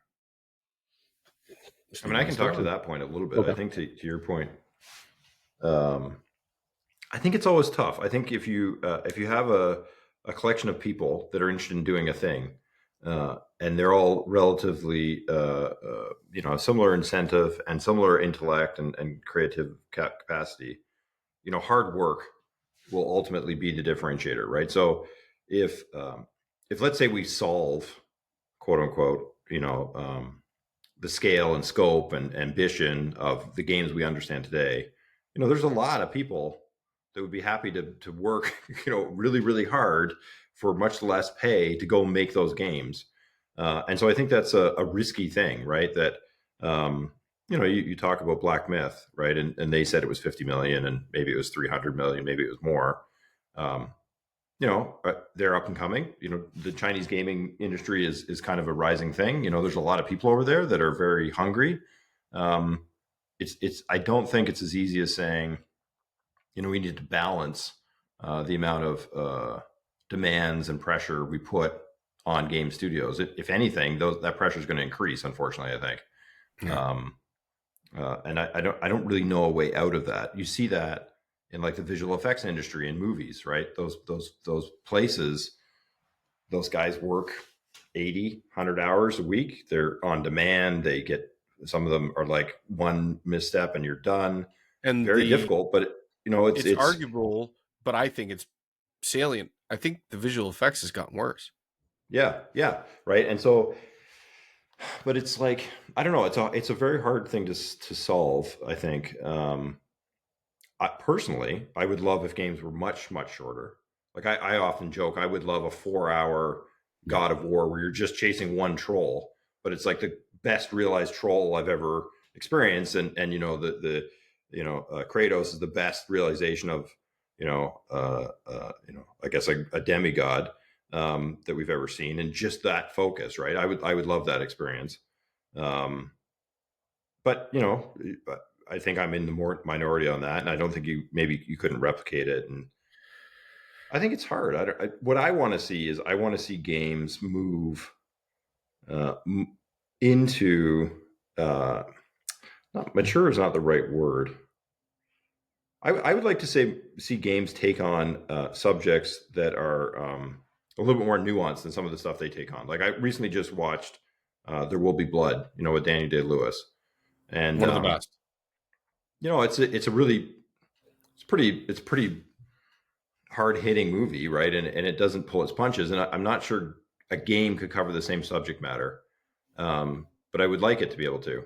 And I think actually, if done well, games could be as, if not more, expressive and rich in terms of the subjects they capture and let people really understand at a much deeper level the struggles each of us go through and the challenges of different historic moments or whatever. And so I think sometimes we get wrapped too much around the axle of fun and distracting fun, and are kind of scared of maybe going after more of the experiential stuff that movies have embraced. Right? Movies will cover subjects that are also really run the gamut, right? In terms of things that are really horrific that no one. Like if you think about the movie Seven, for example, right?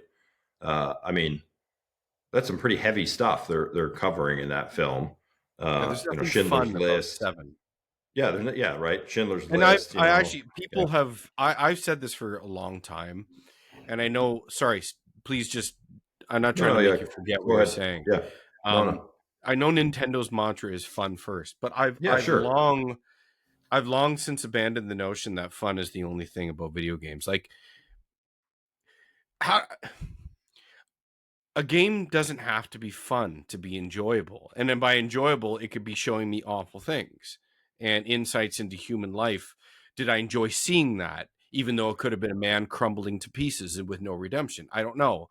But fun is such, I feel like fun needs to be thrown out. When I used to write a lot about games and I had time, this was a topic, like we need to throw away fun as this overarching descriptor of how we speak about games. In some way, like you're saying, you're struggling with using the descriptor as mature, but I know exactly where you're coming from. And in fun, to me, it's almost like a childlike aspect of describing games. It's too infantile. Games are much more nuanced than that. There's nothing wrong with fun, No, not at all. I mean, I love fun games, right? Yeah. Watching someone get blown away in The Last of Us, the narrative goal isn't fun. Nothing about that game is fun, but it doesn't mean I can't at the end come away from a rewarding experience. I'm glad I played it. It's a video game whose goal isn't fun, and I just think games can still be very fun, and that can be the goal, but there can be other goals for other games. Like the main goal of every video game shouldn't just be, is it fun? Like I actually got into it with Dan Stapleton, who's the IGN lead editor. He's like, he boiled it down. He's like, in the end, is the game fun? That's what I want to know. I'm like, how can that just be the baseline thing? Like you're like the wordsmith of almost 2 decades, and that's the end vocabulary of how you speak about games. Like I just didn't understand it. To me, I mean, maybe the way he sees fun is different than how I'm viewing it. I'd have to have a conversation about that. But to me, I just feel like the medium's grown so far past, is this fun with Mario? And is this fun? I just don't know. You know what I mean? Like, did I enjoy playing Nobody Wants to Die? Yes, I enjoyed it. But it wasn't fun. It was beautiful and enjoyable, and I got a lot out of the story, but ultimately there was nothing really fun about it. I want to ask you a question in reference. This is a great discussion. In reference to, you said like Last of Us, right? Last of Us 2, what was going on, and you wouldn't describe that as fun. So I guess my question is, what's keeping you engaged? What is it that? How do you evaluate that kept you glued to that screen? If we're not going to use the script as fun, because I agree with you in the sense that, yeah, it's not like, yay, I'm loving this dystopian, crazy world that I'm going in, but like there's something that's captivating you. And I want to know, like, how do you encapsulate that? How are you describing or internalizing that? I guess I just saw it as the cost to see through what I was doing. They'd already had me bought in with the writing and narrative and characters, and this was just going the journey. Like if the gameplay was bad, it would be glaring. The gameplay was a sufficient vehicle to continue the story forward. Was it fun smashing in this guy's face? I guess to me, fun wasn't the main goal. Fun could have been in glimpses, I suppose. Like, was it really cool that when I'm going through the hotel that I took this guy hostage and smashed his face off a dresser that I didn't know I could do at the time, or threw him through a door that I'd never done before? Sure. But I mean, I'm not looking for fun in that moment. I'm looking to like survive. Right. Is there fun in survival? Maybe. I guess it just depends on how you view it all.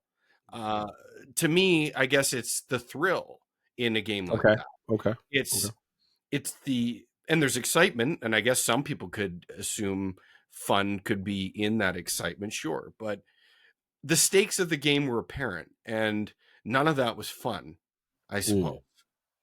No, I get it. It's interesting, Yeah, I guess it's just how you compute. I'm not even saying the people that view it that way are wrong. I mean, it's just how I personally see it. Right. And I just think the vocabulary around video games is not. It needs to be more expansive than just saying, "Is it fun?" I get what you're saying. Okay, like I think an interesting study would be, just as an example, Cog, like the scene in is it Dark Knight Rising, the second film or the third one where he fights Bane, and the little kid is trapped in the the prison, right? And one person makes it out of the prison, right? Like, what about a whole game like that, where literally 10% of the audience ever gets out of the prison? Right. But, if you do, you're able to, it's kind of like, to be honest, like beating Tyson in the original Punch Out, right? Like all of us kind of knew a kid who beat Tyson, but like I never beat him. But did they really? Because did he really? Exactly. You and I got our heads kicked in all the time. No way, right? But, like that. So it's kind of like the willingness, like I've always wanted to make a game where you are in a cave and you are lost and it's very hard to get out. Like very, very, like most people will never get out of the cave, but you get to experience, like Sarah and I have spent time walking through lava tubes in Hawaii, and there's kind of the guided tour that's lit. And then there's hey, if you want to go in, you can, and it's pitch black and it's not maintained. And it's terrifying, man. And, unless you have like really industrial strength caving flashlights, you can't see anything. But it's so gripping, right? I would love to make a game that is literally like 3 hours of that, just to kind of experience, like, what would you do? How do you, what kind of things can you scavenge and survive? And how would you figure out how to locate yourself? And how would you avoid getting lost? And what could you do with the sun? And, there's just so many interesting things to do there, but I don't think any of it would really be fun. There's a sense of accomplishment. There's a sense of mystery. There's a sense of, there's the human condition to want to persevere and survive and all those kind of things. But I think we're increasingly worried about, or at least I feel like I feel a lot of pressure as a designer to like make sure people don't feel lost, make people don't bounce off things, and I think that's kind of the wrong thing to do. In a negative way, it's almost like when I used to work at Microsoft and I was designing Office. Like the goal of an Office designer is to make it so Office is easy for anyone from like the entry person to the CEO to use, right? Because you don't want them to be frustrated because that costs the company money and ultimately they won't buy Microsoft. Right. But that's not like, I don't think film, at least at the great films, they don't care about that, right? No. They want to tell a story. They want to deliver an experience. They're okay making the audience feel uncomfortable. In some cases, they're okay with not even having a nice, happy resolution. Right. It kind of leaves you with a memorable emotion. Yeah. And like people that create like that also have to not fear failure, because for every success story, there's a bunch of people that were utterly rejected for exactly that. We only see the daring. Yes. We don't see the failures because of that. But I guess that's the cost of being trying to achieve greatness. Yeah. You could go with the tide, or you could just do what you want to do, fuck everyone else. And like you, Steve, I that's the way I pursue things. Right. Yeah. Then again, no one's ever said I will pay you, $3 to $5 million to follow the wave. You know what I mean? It's different. Right. Yeah. That's a good discussion. I was curious on this one. Cog, what about you? What do you want for the upcoming year? Man, it's so many things. All right. So first, from a game design standpoint, I want to get back to true choice and consequence, in the sense of like, I feel like a lot of games now, they're giving you the illusion of choice. And it's, I just miss, a full renegade path, a full, with games that have the ability to, deviate off the main path. And I know, like Veilguard. Yeah, exactly. Is that the game you're sort of inferring? That's one of them, you know what I'm saying? But it definitely, that one definitely sparked the conversation. Absolutely. So you're on point with that. But it's like, again, I think about, the Mass Effect series, and I think about, again, older BioWare, and I think about, they created situations where I remember like the character Samara in Mass Effect 2, and you could literally have her killed and then replaced with her evil sister, and she would be a party member, but only like maybe 5% of the community actually did the necessary steps to go down that path that could make that happen. And I get it from a development standpoint. I feel like corporations say, hey, why are we going to invest so many resources in that when only this small percentage of people are going to have it? But the boldness to say, no, we want these things to happen, right? And that there's something to be said with the replayability of a game where people say, man, Jason, did this ever happen to you? And you're like, wait, that could happen? Like that. I miss that. You know what I'm saying? So, the first thing with the illusion of choice, and I get it.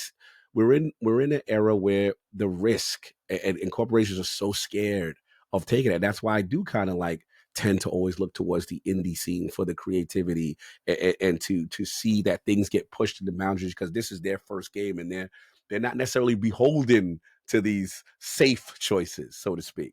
On the flip side, I do want to push back at my gaming community a little bit, in the sense of, again, we're from the era where like that damn Mortal Kombat, the blood of it, this is gonna ruin kids, and like I'm just tired of gamers condemning something before they even have a controller in their hand.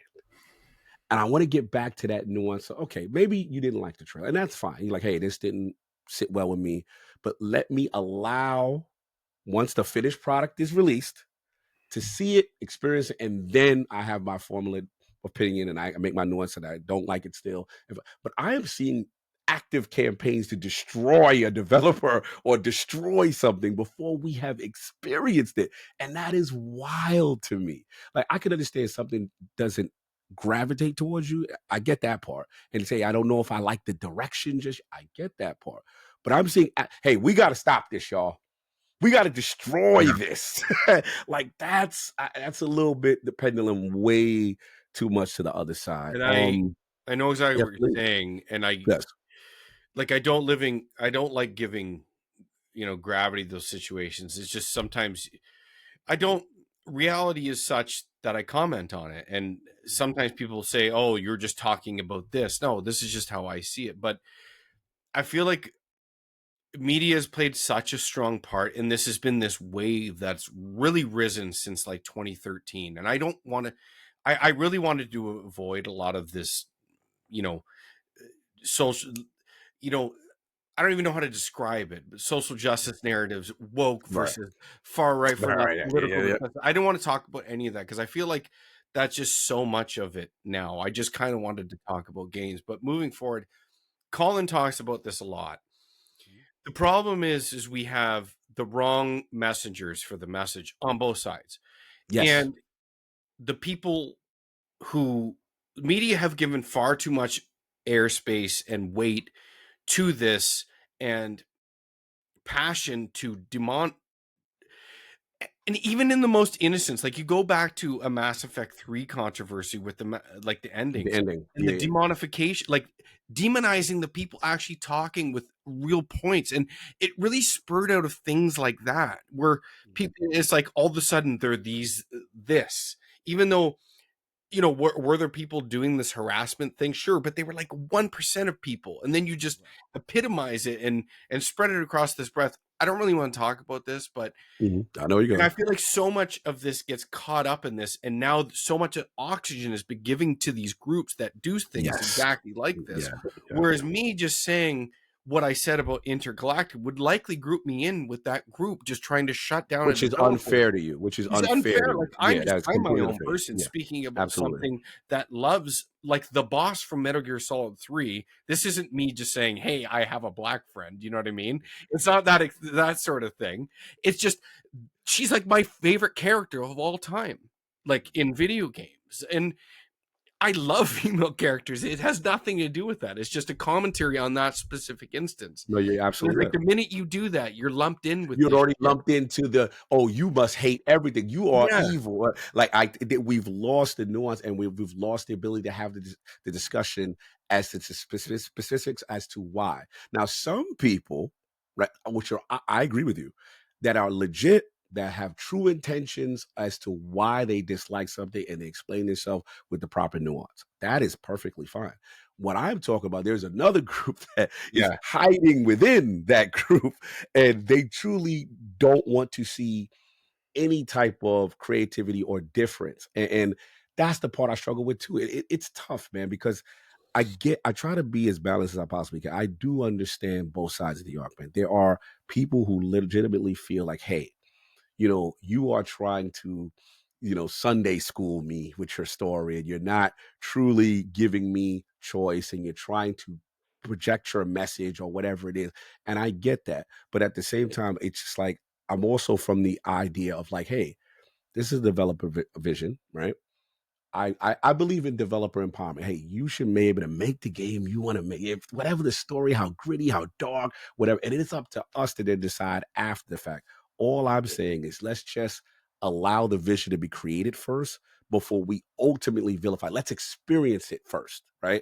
And then at that point, once we have the finished product, okay, it is. I like it. I dislike it. And that's fine. I'm just, I guess what I'm saying there, Jason, it's just weird to me to completely destroy before you truly have experienced anything. I think but that's I feel really like this is a monster of the people who hate its own creation. And that's where this was a monster that grew and grew and was fed and fed. And now we've given this oxygen to a group that has been made bigger than they should be by the people that assume to hate it.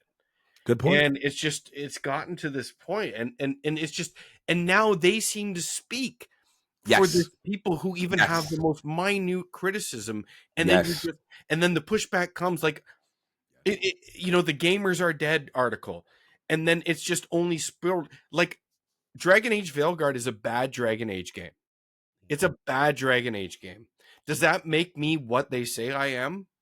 Based on the articles they've written in the media? Not. No, it's not. It's just I'm someone who loved Dragon Age Origins and the expansion, had tons of criticism with Dragon Age 2, even more with Inquisition. I just feel the series has progressively got worse. But you know what I mean? Now all of a sudden I'm that, because I don't think it's a good demon, thing. you're a devil. Yeah. And I want to get rid of that for 2025. But unfortunately, I don't think, I think we're here. I would love for people to just, what I would love for media and people just to stop, like, just live, like, do your thing. Stop feeling like you have to, everyone feels like they got to comment on everything these days. Yes. You know what I mean? This person did this. I got to have a take on that. I got to just let those people be. And then eventually those fringe views will fade into the background, whether it's anything, but specifically video games. No, that's a good point. And the last point I'll say is just that you're absolutely right. I think the reason why it is amplified is we have to be honest also, algorithmically, whether it be social media, YouTube, or whatever, it's rewarded. Yeah, if I say, man, Unto the End is amazing, I love it, go pick it up. Versus Steve Danton is he should be destroyed. He's creating a narrative that with this father, and I don't like it. Yeah. And I make a face and I have a thumbnail. Like, what's going to be rewarded algorithmically? That's crazy. And it's monetized, right? And that's the sad part, man. Like, it's like, man, I feel like our legends and the things that are being done great, sometimes that doesn't get pushed, you know what I mean, higher than that. And that's the part I struggle with sometimes. Because to me, you guys are the heroes. You guys are the heroes. Like I don't have a tenth of the skill to do, and develop on that level. And it's hard. Now, does that make, Stephen free of criticism? No. You know what I'm saying? But exactly, I just wish that, games were a little bit celebrated and have a little bit nuance with these type of discussions. That's all. Yeah, I feel like gaming, it's still mired in the muck of discourse. And part of this, again, we've talked about this, is that the people that are charged to be quote unquote professionals to discuss it, the pay isn't there. And it's never been like, how hard, I can't listen to I'm sorry, I'm not ripping on 25-year-olds, but I can't listen to a 25-year-old discuss a game critically when they don't have the depth that I have in the genre that they're discussing. They can't reference this. I'm like, oh, I see this and this and this. They don't even know what that was. They didn't play it. They weren't around. I'm not ripping them. They just don't. We can't retain that talent in that way. And the people that are getting paid big bucks to talk about video games are incentivized to do what you're talking about. the thumbnail, the extreme take, this boom, boom, boom, boom, boom. It's this bullshit stuff. Although saying that, there are some wonderful long form discussions about video games, and some that are very popular, but those seem to be in the background. Those are the discussions that people that still herald themselves as voices in the media or developers or whatnot should be trying to bring forward. Look at what this guy on YouTube did. There was a, speaking about with Steve, meta narratives in games, whether they're natural or unnatural. Shadow of the Colossus. There, before the remake, there was that. Remember that? Like it was like a multiple decades long thing about these symbolism in the game, and did it lead to something? And hundreds of pages on forums and diagrams and things that have the meaning in different languages. And these are the things that should be embraced and pushed forward.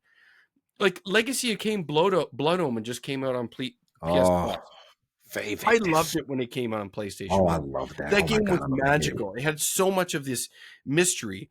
In retrospect, it's like a 10-hour game. But supposedly there was a secret that wasn't found out in that game until 2020. This game came out in what, 91? No, was it 91 or 9? I don't know. Early PlayStation game too. Yeah, like that. Really early PlayStation.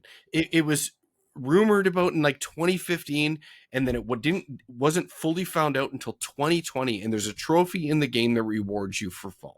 Oh, that's awesome. These are the things that we should be, putting that rewards the magic of video games. This search, and the people that do these in-depth discussions. Stop giving oxygen to the people that that you propose don't matter to you. And that's like a message for life. I'm not going to get philosophical on you. No, that's real. That's real. The minute you'll be a far better person the minute you stop paying attention to that and just pay attention to yourself. Other people don't matter. You matter. Cog, you matter. Steve, you matter. Thanks, me for games. More honestly, I'm just going to just take on everything you guys said. I'd love shorter games. Sean Layden said that. Yes. It's partially because I'm older. I don't have time for these games anymore. And if I do, it's like half of my year. And like, who wants to do that? Eventually it just becomes a task. Like every day I come out, I'm like, I have all these games that I buy because I'm an idiot and I spend all this money. I never stop buying games. Then you're stuck playing one and like, I have to play this, right? Mm-hmm.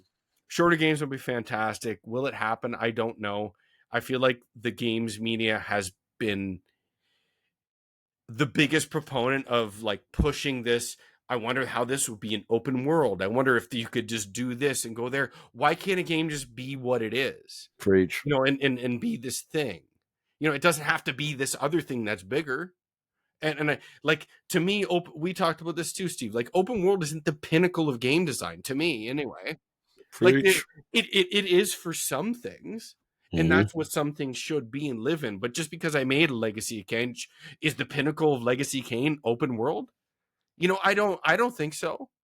It's good enough to make a 10 to 12 hour Legacy of Kain. Like, would Soul Reaver be better if it was entirely open world? No, fuck no. And this is I don't know. You would know this better, Steve and Cog, like where funding comes from and the hoops you have to jump through and the promises you have to make. I know it's much more complicated than saying make games shorter, but if my wish list and I ran things and I was the king of the gaming world, besides funding my dream projects, that'd be one of them. And I don't need to see the pores on every player's face. And a unified tool set that everyone could use and benefit from. I feel like gaming as a whole would definitely benefit from this. I understand why they don't do it. There's a ton of money in monetizing tool sets and Unreal and all these different things. Monthly active users and engagement. Yeah, and I get all that. But it's like, for the betterment of the industry and the health of it, can we not just come together to make unified tools and benefit from each other's, stuff? I don't know. Just because I can make an awesome landscape on one, and do I have to recreate it on this one? Can we not just like share and make it easier to use? I don't know. This is very, very baseline stuff that I'm talking about here. But yeah, for gaming, like you're talking to, like you guys, I've been in this a long time, and I'm on the other side, like the fan and the gamer. I don't think gaming's ever been better. Like the last 3 years in video games, the breadth of releases across genre, the innovation in indie, and the pinnacle pillars, and like the highs they're all there. Anything you want, anyone that says there's the game of this generation has been still. I'm like, I'm sorry, you just don't love video games. Your horizons aren't expanded enough. They're just not. It's all out there. Oh, this isn't innovative enough. Well, all the innovation is happening in a certain spot. You know what I mean? It's all there. Go find it. Mm-hmm. I mean, have the platforms done a poor job of curating that? Yeah, they have. But it's there. Just pay attention. No, definitely. I don't know. 2025, play different games. Yes. Just try something you didn't think you'd try.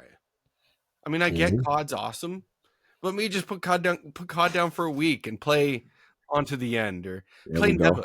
Play Nobody Wants to Die. Play, I don't know. Play something. I couldn't believe how much I loved Path of the Goddess. Kunitsigami, that really surprised me. And it was like, again, I wouldn't consider indie, it's Capcom. I get it. But, you know, they were barely able to get that game out the door. And I think Xbox did help them fund it. And it was just such a cool, unique flip on turn-based. And it was made with real-life dioramas and this whole God. It was a thing. I was just like, what is this that I'm playing? There's games like that. ActRaiser feel. Yes, very much so. And I really like it was like a good mix of real-time action, but turn-based, smaller team. I loved it, man. And again, the indie scene has been great. And I'm with you, man. People got to experiment. And the last point I'll say, because I love what you said there, Jason, in terms of like, I also getting fed up with only one style of game is considered a great game. You know what I mean? And what it shows me, it's people that are the unwillingness to try different genres.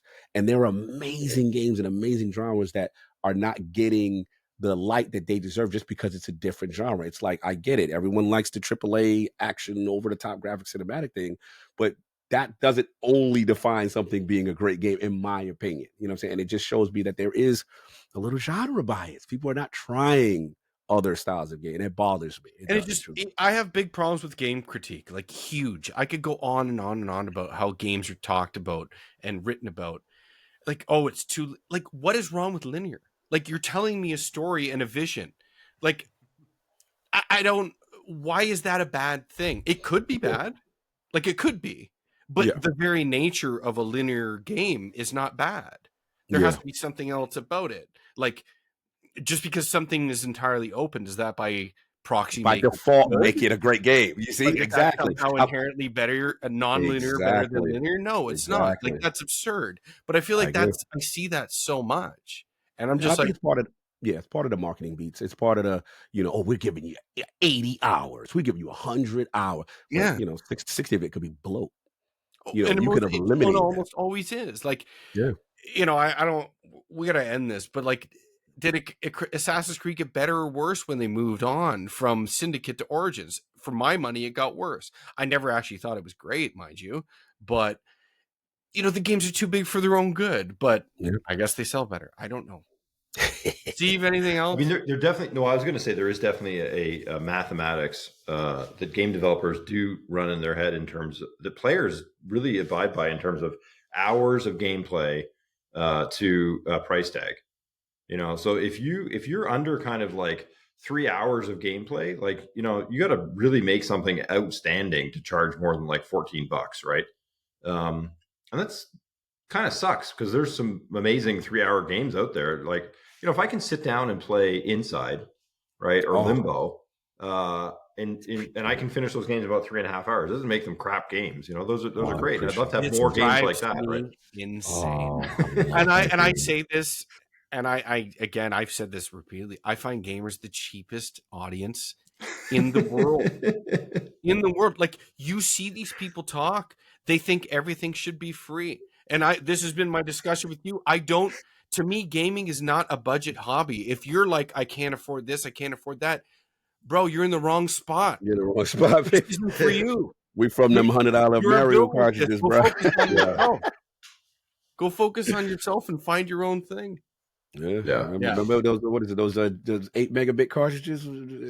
It's still with Genesis and all that. And well, I mean, speaking of Fantasy Star, wasn't Fantasy Star like $100? Was like $100. Yeah. Or you had to be about this life. You want to get down? You with the instruction to hit book in the back. The first 6 mega cartridge. Yeah. Come on, man. Yeah, and that's where I think. Yeah, I mean, there's a lot I would like to see. I think we covered it all. But listen, guys. I mean, look, gaming is. I mean, if I always think back, it's always good to recontextualize, right? You go back to when you were, a kid playing on the playground with your Master System or whatever, and then you showed them the kind of stuff we can play today. I mean, it's mind blowing, right? And so, it's a fantastic time. I think gaming continues to evolve. I think it's going to get better. Jason, to your point about having universal tools, I think movies have had enough time to mature where like any of us can pick up an iPhone 13 or newer and shoot a really great movie, because kind of yes, there is innovation in movies that is very much driven by digital, like Jurassic Park, right? Like The Matrix. Mm-hmm. Like there are these movies that stand out. They're like, whoa, because of technology, we were able to really make a new experience. But there's also, movies that are shot in old style formats that, were around, 60 years ago and can be great films. And that's maybe less so true in games, but eventually games will get there too, right? Where the technology, I think, gets ubiquitous enough. I hope at least. Like, isn't the most recent 28 years later shot entirely on an iPhone? Yeah, an iPhone 15. Yeah. So there you go. It's also the rules of cinema are much more mature, and it's more when you get to that level of technical maturity and kind of pattern maturity. Then you're more iterating on story and kind of narrative beats and themes and human condition and stuff like that. And I'm not sure games have gotten to that level of sophistication yet. So there's still a lot of learning that is going on, and that makes sense, right? Games are a relatively new form of art. So once we get to that point, though, I think there may be, we may be able to really catch up and have drive down some of these costs, have things that are built by fewer people, but are still as engrossing and engaging. No doubt. What a wonderful time, man! It's great. Man. This is a great time for a hobby, and it was great to sit down and talk with you guys. Listen, all the best. Merry Christmas to all those that celebrate it. Yes, sir. Hope Santa is good to you all, as it apparently is good to me. And yeah, that's about it. So, Game Night, episode 12. Cheers, gentlemen. Cheers, guys. Thanks. Cheers.